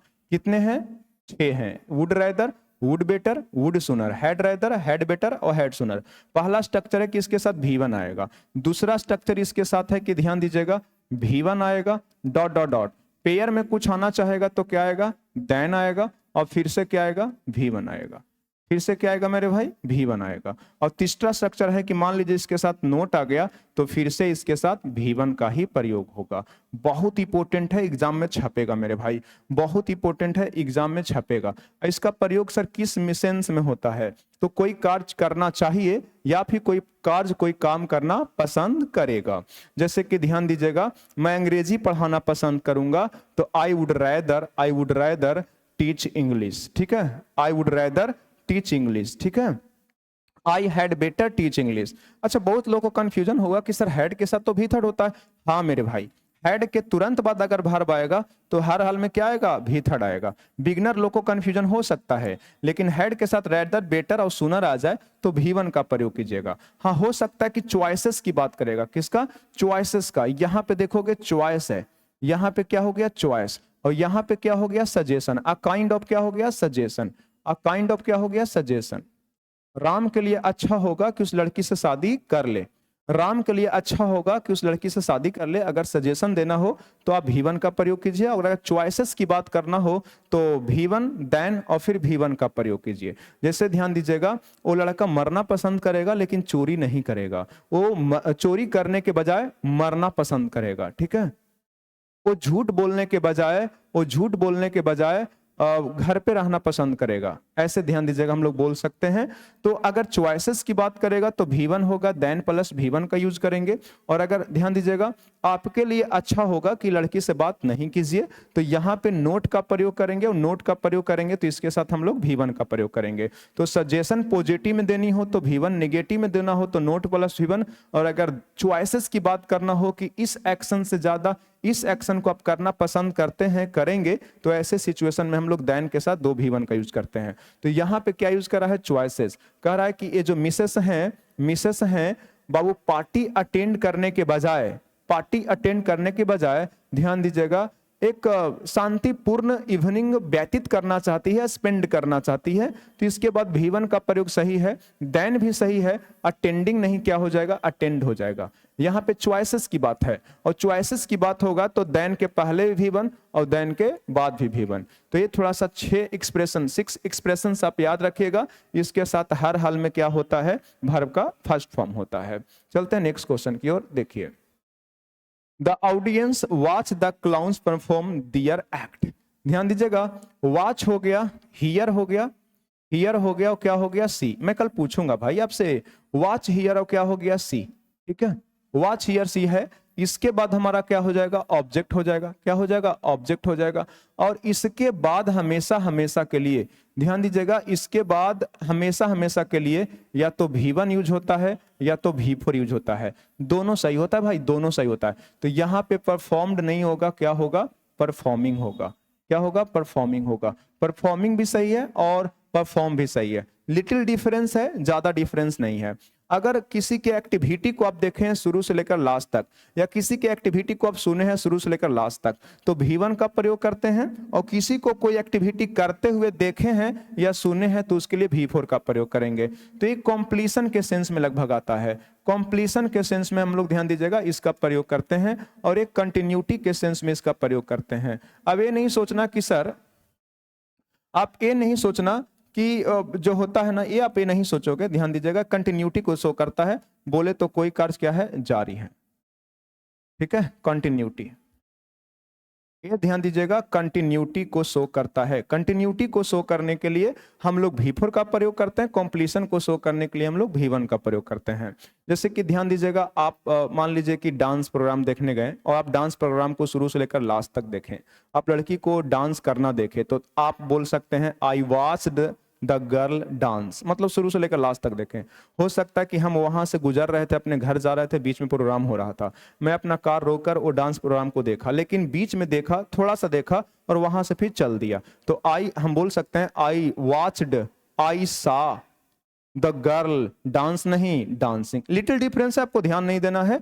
तो कॉम्प्लीशन को देखे हैं शुरू से लेकर लास्ट तक तो V1, और कंटिन्यूटी देखे हैं तो भर प्लस ING। ठीक है, शुरू से लेकर लास्ट तक देखें तो V1, और आप देख रहे थे बीच में आपका ध्यान कहीं और चला गया, और या फिर उस एक्टिविटी को छोड़कर आप कहीं और चले गए तो आप V4 का प्रयोग कीजिएगा। फिलहाल एग्जाम में इतना आपको डेप्थ में जाकर नहीं पूछेगा। आप याद रखना कि ये 3 वर्ब, हियर है, सी है और क्या है, वॉच है। वॉच है, हियर है और सी है। इसके बाद आपका क्या आएगा, एक ऑब्जेक्ट आएगा, और उस ऑब्जेक्ट को आप या तो देखेंगे या तो सुनेंगे, और जो कार्य करते हुए देखेंगे सुनेंगे वो या तो V1 होगा या तो क्या होगा, V4 होगा। ठीक है, V4 होगा, लेकिन V3 और V2 नहीं होगा। अभी अभी मैंने आपको बताया क्या, लेट, मैंने क्या बताया, लेट, एक बताया क्या, मेक, क्या बताया, मेक, और एक आपको क्या बताया, बीट। इसके बाद ध्यान दीजिएगा, अगर कोई नॉन प्रोनाउन आता है तो आए ऑब्जेक्ट के रूप में, लेकिन इसके बाद हर हाल में क्या आएगा, V1 आएगा। ये याद रखना है। वॉच हियर सी के साथ क्या आएगा, V1 या क्या आएगा, V4 आएगा। और एक आपको अभी और बताया, ध्यान दीजिएगा, क्या, गेट, क्या बताया, गेट, और क्या बताया, हैव, गेट और बताया हैव। और इसके बाद आपका क्या आएगा, नाउन और क्या आएगा भाई, प्रोनाउन, नाउन या प्रोनाउन आएगा। तो इसके बाद क्या आएगा, V3 आएगा, और ये हमारा क्या हो जाएगा, ऑब्जेक्ट। ठीक है, तो ये पहला पॉइंट यहां से याद रखना, ये दूसरा पॉइंट आपको पढ़ाया गया है, और ये क्या हो गया, तीसरा पॉइंट। और एक और बहुत इंपॉर्टेंट पॉइंट है, जहर बोल सकते हैं उसको, एक हो गया क्या, हेल्प, क्या है, हेल्प। हेल्प के बाद ऑब्जेक्ट आ भी सकता है, नहीं भी आ सकता है, और स्ट्रक्चर में अगर हम ब्रैकेट में लिख दिए दैट मीन्स आ भी सकता है, नहीं भी आ सकता है। इसके साथ V1 भी तुम लगा सकते हो और 2 प्लस V1 भी लगा सकते हो। तो ये हो गया आपका पॉइंट नंबर 4। ये चारों पॉइंट को आपको याद रखना है, इसमें से ही एग्जाम में क्वेश्चन आएंगे, इससे बाहर नहीं आएगा। जैसे मैं आपको इंस्पेक्टर बनने में सहायता करूंगा तो I will help you to become an inspector, ये भी सही है, और I will help you become an inspector, ये भी सही है। ING कर दोगे तो गलत हो जाएगा। अच्छा, क्या सर यहाँ पे यू सही है, यू लगा भी सकते हो, नहीं भी लगा सकते हो। जैसे मैं इंस्पेक्टर बनने में सहायता करूंगा तो I will help to become an inspector, I will help become an inspector, I will help you to become an inspector, सब सही है। लेकिन हेल्प के साथ V1 और 2V1 लगाओगे, आप V4 का प्रयोग नहीं करोगे, V5 का प्रयोग नहीं करोगे, V3 का प्रयोग नहीं करोगे। तो थोड़ा सा देख लेना। ठीक है, आगे चलो। The life guard would not let their children, अभी अभी बताया गया है मेरे भाई कि लेट के बाद हमारा क्या आ जाएगा, ऑब्जेक्ट आ जाएगा, एक पॉजिटिव वर्ब है, लेकिन बाद में केवल और केवल V1 आएगा, तो हम लोग 2 का प्रयोग नहीं करेंगे, 2 का प्रयोग नहीं करेंगे। आगे चलते हैं नेक्स्ट क्वेश्चन की ओर। देखिए, ही डिनाइड, अभी अभी पढ़ाया गया है, डी से पढ़ाए थे डिनाई, डी से पढ़ाए हैं क्या, डिले, और डी से पढ़ाए हैं क्या, डिटेस्ट, मीन्स क्या करना, घृणा करना, और डी से ही पढ़ाए हैं देर करना, क्या, डिफर। डी से 4 पढ़ाए हैं, और डी के बाद ध्यान दीजिए, कभी भी कोई वर्ब आएगा तो V4 होगा, क्या होगा, V4 आएगा, और जब V4 आएगा तो टू हेल्प नहीं, क्या हो जाएगा, हेल्पिंग हो जाएगा, क्या हो जाएगा, हेल्पिंग हो जाएगा। ठीक है, तो ही डिनाइड हेल्पिंग मी, वो मेरे सहायता करने से इनकार कर दिया। आगे चलोगे, walking along the bank of river the road began to, क्या हो गया, राइज। बताओगे, उठना क्या शुरू हो गया, रोड, रोड उठना शुरू हो गया, ये तो बात सही है। लेकिन बताइएगा वॉकिंग अलोंग, ये क्या है, प्रेजेंट पार्टिसिपल है, ये दोनों काम एक ही बार हुआ है, साथ साथ हुआ है। और जब दो काम साथ साथ होता है ना, तो उसे दर्शाने के लिए सेंटेंस के आरंभ में हम लोग प्रेजेंट पार्टिसिपल का प्रयोग करते हैं, और एक के बाद दूसरा होता है तो पहला एक्शन को दर्शाने के लिए परफेक्ट पार्टिसिपल का प्रयोग करते हैं। एक के बाद दूसरा हो तो स्टार्टिंग में परफेक्ट पार्टिसिपल, दोनों साथ साथ हो तो प्रेजेंट पार्टिसिपल। लेकिन प्रेजेंट पार्टिसिपल और परफेक्ट पार्टिसिपल का प्रयोग करने से पहले देख लीजिएगा कि यहां पे जो नाउन प्रोनाउन आया है वो ध्यान दीजिएगा, ए एक्शन से रिलेट कर रहा है कि नहीं, इसका सब्जेक्ट बन रहा है कि नहीं, ऑब्जेक्ट बन रहा है कि नहीं।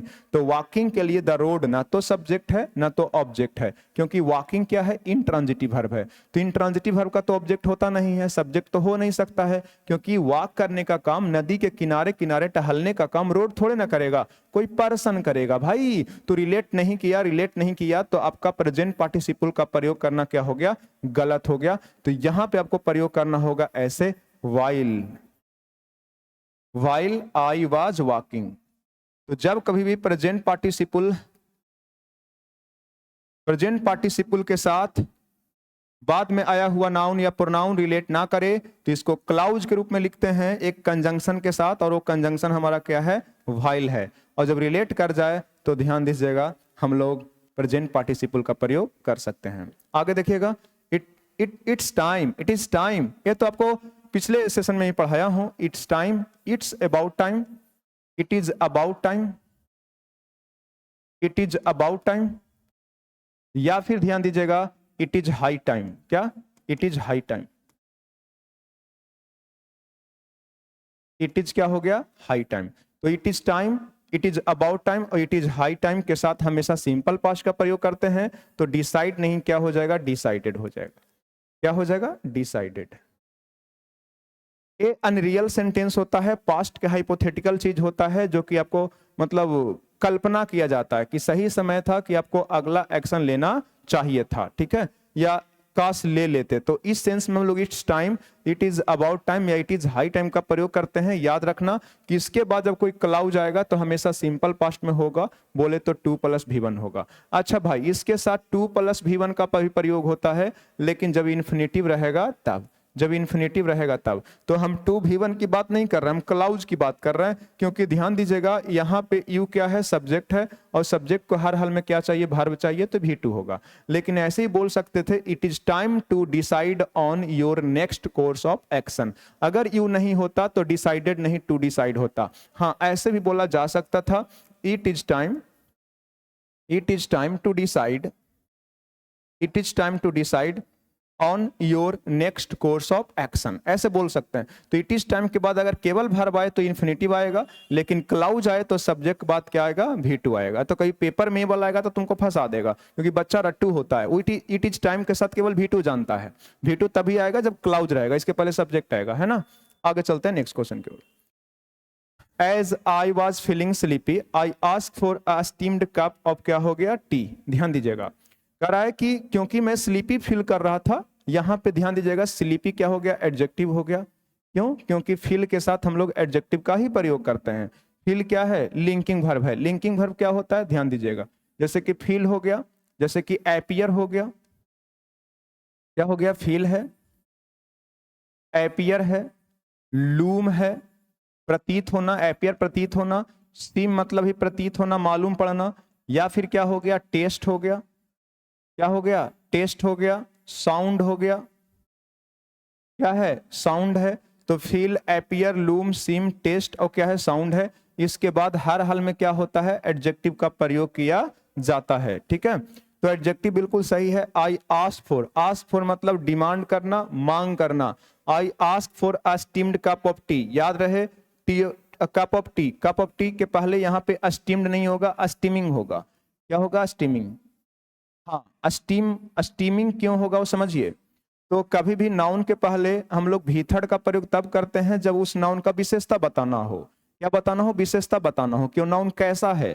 तो नाउन कैसा है ये बताने के लिए भीतरी आता है, लेकिन नाउन को क्या हो रहा है, नाउन के साथ क्या घटित हो रहा है, उसे दर्शाने के लिए ध्यान दीजिएगा हम लोग V4 का प्रयोग करते हैं।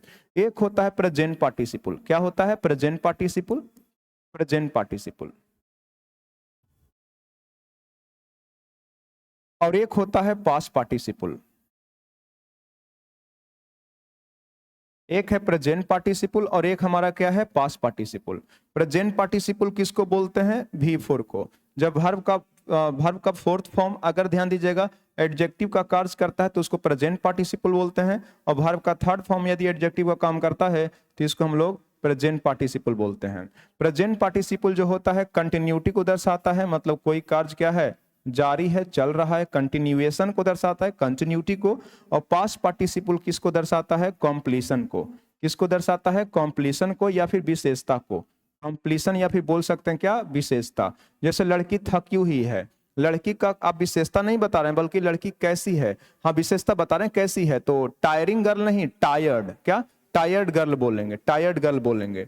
लेकिन अगर कंटिन्यूटी दर्शाना है तो उसके लिए V4 का प्रयोग करेंगे। जैसे बस चल रहा है, कंप्लीशन नहीं है बल्कि कंटिन्यूटी है, तो रन्ड बस नहीं होगा, रनिंग बस होगा। जलता हुआ ट्रेन, बर्निंग ट्रेन होगा, लेकिन ट्रेन जल चुका है तो बर्न्ड ट्रेन होगा, है कि नहीं है। जैसे एडिशन रिन्यू होता है तो रिन्यूड एडिशन होगा, रिन्यूड लाइसेंस होगा। कैलेंडर आपके पास आता है तो कलर करने का कार्य कंप्लीट हो चुका होता है तो कलर्ड कैलेंडर होगा। उड़ता हुआ पक्षी, उड़ने का काम जारी है तो फ्लाइंग बर्ड होगा। क्या होगा? Flying bird.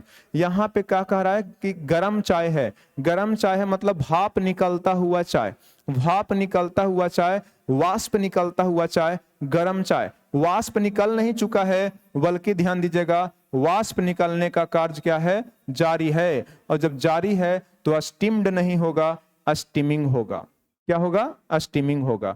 है कि नहीं है? एरर किस पार्ट में हो गया? सी पार्ट में। बहुत खतरनाक और अच्छा क्वेश्चन है भाई, बहुत खतरनाक और अच्छा क्वेश्चन है। विशेषता बताना हो या कंप्लीशन बताना हो तो हम लोग ईडी का प्रयोग करते हैं, V3 का, और जारी है तो V4 का। हाँ, एक और एग्जांपल आपको सटीक समझ में आ जाएगा। देश विकास कर रहा है, विकास करता हुआ देश, विकासशील देश तो डेवलपिंग कंट्री बोलेंगे। और विकास कर चुका देश, विकास किया हुआ देश या विकसित देश, हाँ विकसित देश, तो उसको हम लोग बोलेंगे डेवलप्ड कंट्री। क्या बोलेंगे? Developed country. तो डेवलप्ड मतलब है कंप्लीशन और डेवलपिंग मतलब हो गया कंटिन्यूटी। तो वाष्प निकल चुका है नहीं बल्कि वाष्प निकल रहा है। गर्म चाय है तो स्टीमिंग नहीं हो जाएगा, क्या सॉरी स्टीम्ड नहीं होगा, क्या होगा? स्टीमिंग होगा। आगे देखोगे, I remember meet him 5 years ago। इसका एक शॉर्ट्स भी मैं बनाया था, यूट्यूब पे अपलोड है। यहाँ पे मैक्सिमम बच्चे अगो के साथ रिमेंबर कर देते हैं, गलती फर्स्ट में कर देते हैं जो कि गलत है। याद रहे यहाँ पे 5 years जो अगो है वो रिमेंबर से रिलेट नहीं कर रहा है, ये रिमेंबर से रिलेट नहीं कर रहा है। दो चीज याद रखना, एक रिमेंबर और फॉरगेट, इसके साथ दो हम लोग कॉन्सेप्ट करते हैं। रिमेंबर और फॉरगेट के साथ इन्फिनेटिव का भी प्रयोग होता है और जेरन का भी प्रयोग होता है। तो 5 years अगो जो है इस टेंस से रिलेट नहीं कर रहा है बल्कि एडवांस वर्ब से रिलेट कर रहा है। किससे? मीट से। और मीट से रिलेट कर रहा है तो यहाँ पे मीट नहीं होगा, क्या होगा? मीटिंग होगा। क्या होगा? मीटिंग। इस सीजीएल में क्वेश्चन पूछा था और एक हमारा बहुत अच्छा स्टूडेंट कंफ्यूज कर गया था पढ़ाने के बावजूद। तब जब मैं उसको बताया, मैं आंसर किए आने के बाद, तब वो बोला कि हाँ सर हमसे मिस्टेक हो गया है। तो रिमेंबर के बाद मीटिंग होगा। सुनिए, ध्यान से सुनिएगा मेरे भाई। क्या है? रिमेंबर है और क्या है? फॉरगेट है। रिमेंबर और क्या है? फॉरगेट। इसके साथ टू भी वन भी आता है और ध्यान दीजिएगा जेरन भी आता है। टू भी वन तब आता है जब आप मिले नहीं हैं। ध्यान दीजिएगा, टू भी वन तब आता है जब अनस्टार्टेड है, कोई कार्य करना आप याद रखते हैं या कोई कार्य करना था और भूल गए तो उसे दर्शाने के लिए टू भी वन का यूज करते हैं। और इसके साथ V4 का प्रयोग तब करते हैं जब कोई कार्य आप कर चुके हैं और उसे आप पर दिन, पर रोज, पर डे, प्रतिदिन आप याद करते हैं, या कोई कार्य किए हैं और वो आपके दिमाग से निकल गया है तो उसके लिए हम लोग V4 का प्रयोग करते हैं। तो यहाँ पे क्या कह रहा था कि मैं याद करता हूं कि मैं उनसे 5 साल पहले मिला था। आप 5 साल पहले याद करते हैं? नहीं, आप 5 साल पहले मिले थे। तो बताइएगा मिलने का कार्य जो है, मिलने का कार्य होगा कि हो चुका है? हो चुका है। ये हमारा क्या हो गया? कंप्लीशन। तो रिमेंबर और फॉरगेट के साथ अगर कंप्लीशन आया है और वो आपके मेमोरी में है या फिर भूल गए हैं तो कंप्लीशन को दर्शाने के लिए V4। और यदि आपको इन फ्यूचर कुछ करना था और वो आपके दिमाग से निकल गया है तो उसके लिए 2 + V1। 2 V1 तब लगाएंगे जब कोई कार्य, ध्यान दीजिएगा, होना है या फिर होगा। आप ऐसे देखो, कोई कार्य होगा तो 2 V1, और हो चुका है, हो चुका है, हो चुका है तो उसके लिए ध्यान दीजिएगा V4 का प्रयोग करेंगे। अब बहुत लड़का सोचेगा आप कि हमको तो आप कंफ्यूज कर रहे हैं, कंप्लीशन के लिए V3 बोले हैं और जारी है तो V4 बोले हैं। तो ये भाई पार्टिसिपल है, लेकिन यहाँ पे ध्यान दीजिएगा मैं एडवांस भर में इन्फिनेटिव और जेरन की बात कर रहा हूं और एक केवल और केवल किसके लिए? रिमेंबर और फॉरगेट के लिए। रिमेंबर और फॉरगेट के तुरंत बाद भर आए तो 2 V1 भी आएगा और V4 भी होगा। लेकिन अगर कार्य होगा और उसे आप याद करते हैं या भूलते हैं तो 2 V1 हो चुका है और वो घटना आपके दिमाग में है या फिर भूल गए हैं तो उसके लिए हम लोग V4 का प्रयोग करेंगे। ठीक है, V4 का प्रयोग करेंगे। जैसे ध्यान दीजिएगा, आई रिमेंबर, क्या हो गया? I remember filling the blanks her tomorrow, tomorrow, tomorrow. जैसे ध्यान दीजिएगा, मुझे उनसे मिलना है कल, मुझे उनसे कल मिलना है और ये बात मैं याद करता हूं। यहां पे आपको फील करना है कि टू मीट होगा कि मीटिंग। यहां पे तुमको फील करना है कि टू मीट होगा या फिर मीटिंग होगा। तो आप बताइएगा मिल चुके हैं कि मिलेंगे। मिलेंगे, और जब मिलेंगे तो रिमेंबर के साथ टू मीट होगा। लेकिन यहाँ पे 5 साल पहले आप मिल चुके हैं तो रिमेंबर के साथ ध्यान दीजिएगा मीट नहीं होगा, क्या होगा हमारा, मीटिंग होगा। क्या होगा, मीटिंग होगा। आई थिंक कि मैं आपको बहुत अच्छा तरीका से कॉन्सेप्ट समझा दिया हूं, आप समझ गए होंगे। आगे चलिएगा, I have always and been always be faithful to you. यहाँ पे देखिएगा क्या एरर है, बिल के साथ तो भी1 चाहिए छोटू, और बी हमारा भी1 है, कोई दिक्कत की बात नहीं है। लेकिन क्या बताओ इतनी सी बात कि हैव को भी1 से काम चलेगा, नहीं चलेगा। हैव को भी1 नहीं चलेगा, क्योंकि आप जानते हैं कि हैज है या फिर क्या है, हैव है, और या क्या है, हैड है। हैव है, हैज है, और क्या है, हैड है। इसके बाद वर्ब का थर्ड फॉर्म यूज होता है। तो अगर एंड से 2 क्लाउज जुड़ा हुआ है, एंड से कितने क्लाउज जुड़ा हुआ है, 2 क्लाउज जुड़ा हुआ है, और दोनों का सब्जेक्ट एक ही है, लेकिन दोनों क्लाउज में अलग अलग वर्ब के फॉर्म यूज होने हैं, तो अलग अलग फॉर्म आपको यूज करना होगा। बिल हमारा क्या है मेरे भाई, मॉडल, और मॉडल के साथ हमेशा भी1 का प्रयोग होता है। तो बी मीन्स होना भी1 तो है, लेकिन हैव को हमेशा भी3 चाहिए। तो चलिए एडवर्ब ऑफ फ्रीक्वेंसी है तो ऑक्सिलरी वर्ब और मेन वर्ब के बीच में होगा। तो ऑलवेज के बाद ध्यान दीजिएगा यहाँ पे मिसिंग है क्या, बीन। यहाँ पे मिसिंग क्या है, बीन। तो एरर किस पार्ट में हो गया, फर्स्ट पार्ट में, क्योंकि हैव फर्स्ट पार्ट में आया है। अब ये नहीं बोल देना कि सर बिल के पहले भी तो बीन लगा सकते हैं, गलत हो जाएगा। ऑलवेज के बाद लगेगा। तो लड़का पूछेगा कि ऑलवेज के बाद लगाएं या एंड के पहले लगाएं, बात क्या, दोनों में अंतर क्या है। एंड के पहले यहां लगा देते हैं, एरर बी में मान लेते हैं, गलत बात। हैव आया है कहाँ, फर्स्ट पार्ट में, इसीलिए आपको फर्स्ट पार्ट में ही एरर करना पड़ेगा। अगर हैव आता सेकंड पार्ट में तो सेकंड पार्ट में एरर हो जाता। तो हैव को भी3 चाहिए, और हैव को भी3 चाहिए तो बीन चाहिए, और बिल को भी1 चाहिए तो बिल को ध्यान दीजिएगा बी चाहिए। तो आपने इससे क्या पॉइंट सीखा है कि एंड से 2 तरह के फॉर्म की नीड है। एंड से 2 प्रकार का क्लाउज जुड़ा हुआ है, 2 क्लाउज जुड़ा हुआ है, और दोनों क्लाउज में अलग अलग वर्ब के फॉर्म चाहिए, तो अलग अलग फॉर्म देना पड़ेगा, एक से काम नहीं चलेगा। अगर एक ही का ही प्रयोग करोगे तो कॉमन एरर। तो I have always been, will be, तो गलत किस पार्ट में हो गया, फर्स्ट पार्ट में। Question number 28, I am afraid I did a mistake. Collocation एक याद रखिएगा, मेक मिस्टेक होता है तो डिड नहीं होगा। तो मेक का भी2 क्या हो जाएगा, मेड। तो मेड अ मिस्टेक होगा, ये नहीं कि did a mistake. Make a mistake बोलेंगे, जैसे कि स्पीक द ट्रूथ होता है, टेल अ लाई होता है, और मेक अ नॉइज होता है। उसी प्रकार से डू अ मिस्टेक रॉन्ग है, मेक अ मिस्टेक होता है, एरर आपका सेकंड पार्ट में हो गया। क्वेश्चन नंबर 39 देखिए, the lights went out while be took the examination. कह रहा है कि बिजली या लाइट्स चली गई जब हम एग्जामिनेशन दे रहे थे। यहां पे भी देखिएगा एग्जाम देना का अंग्रेजी क्या हो गया, टेक द एग्जाम, और एग्जाम लेने का अंग्रेजी क्या हो गया, गिव द एग्जाम। अभी अभी बताया गया था टेस्ट का एग्जाम्पल लेकर। तो यहाँ पे जो है ना एक कंटिन्यूटी है मेरे भाई, ये क्या है, कंटिन्यूटी। और कंटिन्यूटी को शो करने के लिए भी2 नहीं चाहिए, पास्ट कंटिन्यूअस चाहिए, तो वर टेकिंग हो जाएगा। क्या हो जाएगा, were taking. Were taking error किस पार्ट में हो गया, सी पार्ट में। लाइट चला गया, ये बीच में कार्य हुआ है, लेकिन एग्जाम दे रहे थे, एक कंटिन्यूटी था। तो कंटिन्यूटी को शो करने के लिए हम लोग पास्ट कंटिन्यूअस टेंस का प्रयोग करेंगे। ये टाइम एंड टेंस का जो वीडियो था उसमें भी मैं अच्छा से समझाया हूं। इसी को बोलते हैं इंटरप्टेड एक्शन। ध्यान दीजिएगा, ये जो लाइट चली गई ये क्या है, इंटरप्टेड एक्शन। ये हमारा हो गया इंटरप्टेड एक्शन। और इंटरप्टेड एक्शन रहता है हमेशा सिंपल पास्ट में, इसलिए क्या है, भी2 है। इंटरप्टेड कहने का मतलब है कोई कार्य पहले से चल रहा था, वो कंटिन्यू था, और बीच में कोई कार्य होकर उसको इंटरप्ट कर दिया, तो इंटरप्टेड रहता है सिंपल पास्ट में, भी2 में, और जो चल रहा था वो रहता है पास्ट कंटिन्यूअस में। जैसे ध्यान दीजिएगा, जब मैं कमरे में प्रवेश किया, पायल सो रही थी, तो Payal was sleeping, Payal was sleeping when I entered the room. ठीक है, आई होप कि आप समझ रहे होंगे। आगे बढ़िए, question number 30, his assistants have and still doing. ये तो और मजा आ गया, एंड से 2 क्लाउज जुड़े हुए हैं, आर को भी4 चाहिए, इस बात से तो हम सहमत हैं। लेकिन हैव को क्या V4 से काम चलेगा मेरे भाई? हैव को V4 से काम नहीं चलेगा, इसको भीतर चाहिए। तो डूइंग का V3 क्या हो जाएगा? डन हो जाएगा। और हैव के तुरंत बाद होगा तो एरर किस पार्ट में है? फर्स्ट पार्ट में। एक्सेलेंट वर्क फॉर द क्या है? ऑर्गेनाइजेशन। और बाकी सभी चीजें क्या है? बिल्कुल सही है, तो इसमें और किसी भी प्रकार का एरर नहीं है। क्वेश्चन नंबर देखोगे 31। After the teacher had told the boys how to pronounce the word all of them in one voice repeated the word क्या हो गया? अगेन।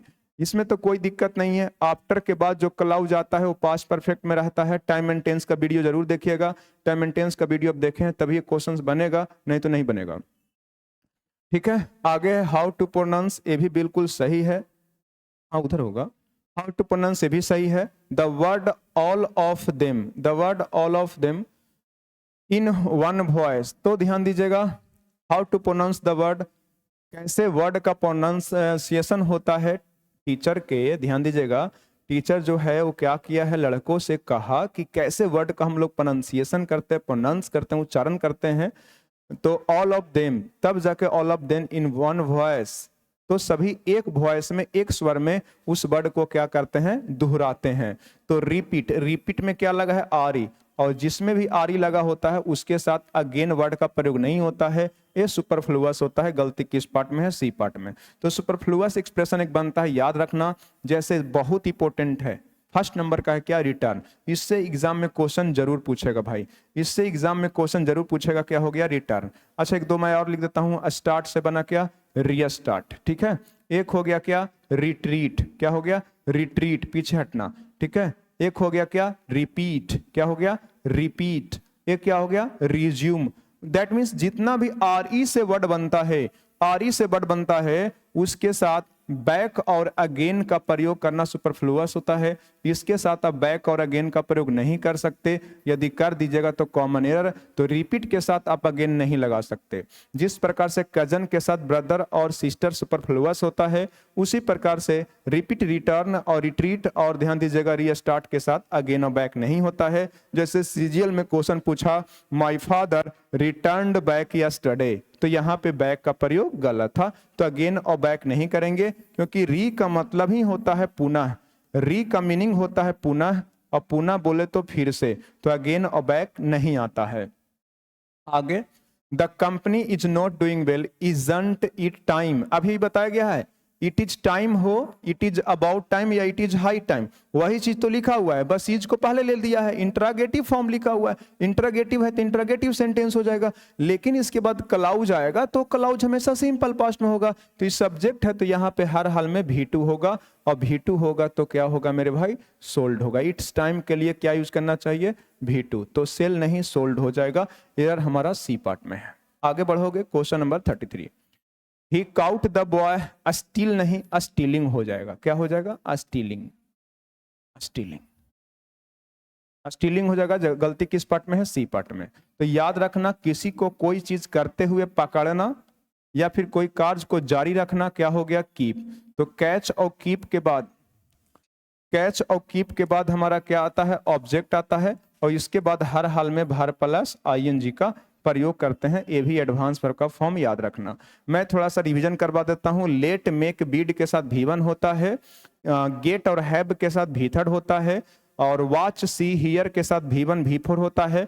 हेल्प के साथ V1 भी सही है, 2 V1 भी सही है, और कैच और कीप के साथ हमारा क्या होता है? ऑब्जेक्ट के बाद भर प्लस आईएनजी का प्रयोग किया जाता है। एरर किस पार्ट में है? सेकंड पार्ट में। I declined the invitation not because I didn't want to go but because I have no time। ये तो बहु वाला क्वेश्चन हो गया। ये फिलहाल एडवांस वर्ब का क्वेश्चन नहीं है, टाइम एंड टेंस का क्वेश्चन है। मैंने इनविटेशन को क्या करा? अस्वीकार करा। ये V2 है, बोले तो पास्ट का एक इवेंट है। अब उसका कारण बता रहा है, तो कारण भी पास्ट का होगा, क्योंकि मैं जाना चाहता नहीं था। Not because I didn't want to go, कारण ये नहीं था कि मैं जाना नहीं चाहता था, बल्कि कारण ये है कि मेरे पास समय नहीं था। तो ये भी किस में है? पास्ट में। ये भी किस में है? पास्ट में। तो एक से ज्यादा क्लाउज आता है किसी सेंटेंस में, और मेन क्लाउज पास्ट में होता है, तो सभी क्लाउज पास्ट में होते हैं। तो यहाँ पे हैव नहीं होगा, क्या होगा? हैड होगा। यहाँ पे क्या होगा मेरे भाई? हैड होगा। इधर किस पार्ट में है? सी पार्ट में। ए भी सिंपल पास्ट में होगा, ए भी सिंपल पास्ट में होगा, और ए भी सिंपल पास्ट में होगा। हैड क्या है? V2 है। अच्छा, बहुत सारे बच्चे सोच रहे होंगे कि सर हैड के साथ आपने बताया भी थर्ड है। हाँ, हैड के साथ भी थर्ड आता है तो पास्ट परफेक्ट होता है, और हैड केवल अकेला आता है तो ऑक्सिलरी वर्ब नहीं मेन वर्ब बन जाता है, और फिर इसे हम लोग V2 बोलते हैं। ठीक है, याद रखना चला, अगर सब्जेक्ट के बाद क्या आ जाता है हैड, और इसके बाद नाउन आ जाते हैं तो ये V2 बोला जाता है। और याद रखना, सब्जेक्ट के बाद अगर हैड आता है, क्या आता है, हैड आता है, और इसके बाद V3 आता है तो ऑक्सिलरी वर्ब बोला जाता है। क्या, ऑक्सिलरी वर्ब। ए कौन टेंस हो गया, ए सिंपल पास्ट टेंस हो गया, और ये हमारा क्या हो गया, पास्ट परफेक्ट टेंस हो गया। पास्ट परफेक्ट टेंस सीडीएस में कभी कभी आपको ये भी पूछ देता है कि किस टेंस से है। आगे चलोगे, it is a known fact that time does not return back. अभी अभी बताया गया है कि आर ई से रहेगा। अब आसान हो गया ना, हाँ अब आसान हो गया। रिटर्न के साथ हम लोग बैक का प्रयोग नहीं करते हैं, एरर हमारा सेकंड पार्ट में है। एक क्वेश्चन नंबर 35 था। आप लोग कमेंट करके बताइएगा कि आप लोग को अच्छा लग रहा है कि नहीं सेशन, और वीडियो को लास्ट तक वॉच करने के बाद आप रिव्यू जरूर दीजिएगा कि आप पहले एडवांस वर्ब का प्रैक्टिस कैसे किए थे, और मैं आपको प्रैक्टिस कैसे करवाया हूं, आपका कॉन्सेप्ट इंप्रूव हुआ है कि नहीं, क्योंकि आपका एक कमेंट मेरे लिए बहुत मैटर करता है। ठीक है, बहुत एनर्जी देता है। ठीक है, तो आप कमेंट जरूर करना भाई। आगे चलोगे, next question, even after 60 years of independence, मतलब स्वतंत्रता के 60 साल के बाद भी lakhs of people do not have bed to sleep. हाँ, मजा आ गया।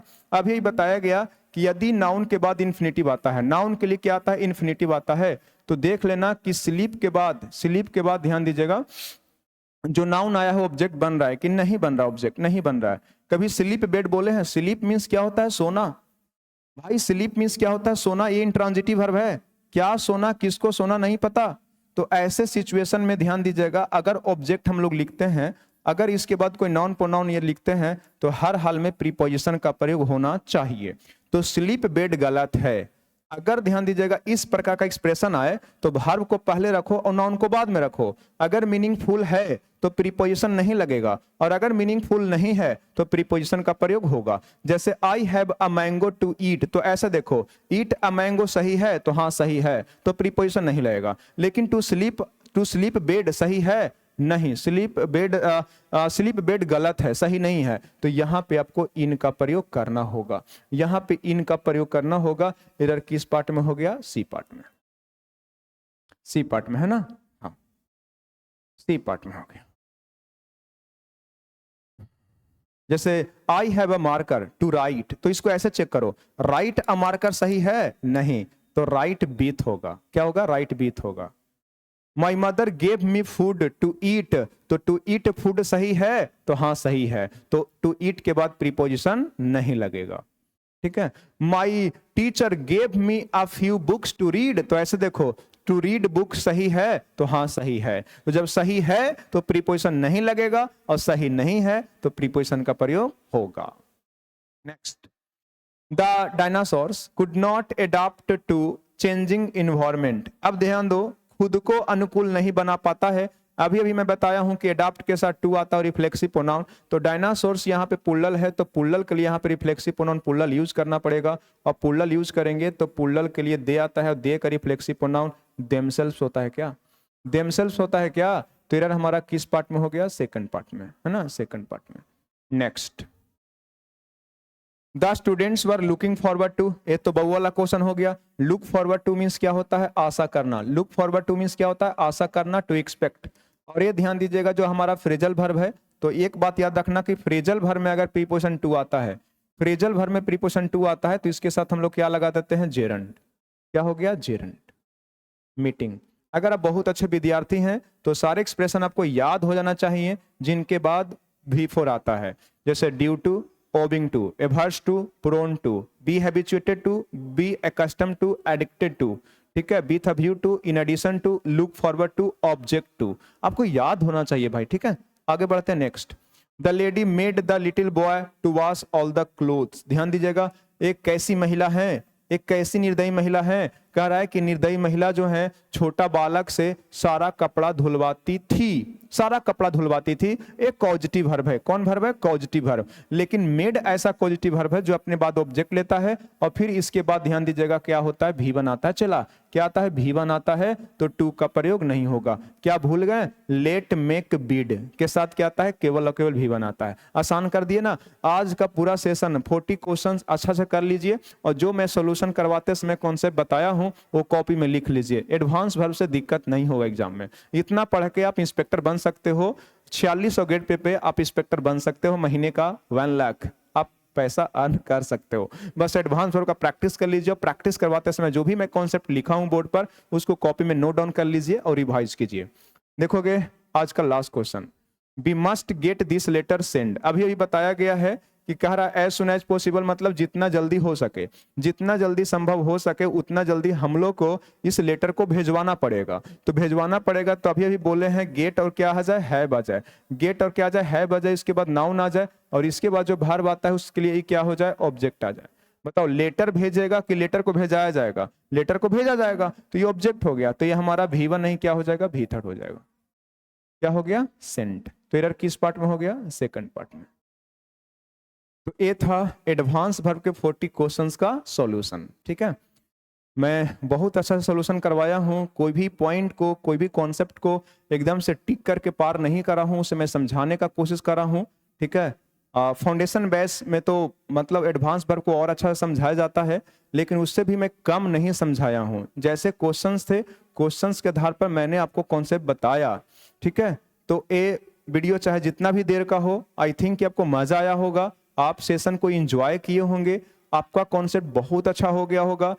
एडवांस वर्ब से जो डर था वो डर खत्म हो गया होगा। और अगर डर खत्म हो गया होगा तो आप मुझे कमेंट जरूर कीजिएगा। और अगर वीडियो अच्छा लगा होगा तो वीडियो को लाइक कीजिएगा और ज्यादा से ज्यादा शेयर कीजिए और पंकज इंग्लिश को सपोर्ट कीजिए। तो फिर मिलते हैं नेक्स्ट एक्सरसाइज में। तब तक बाय, टेक केयर, जय हिंद।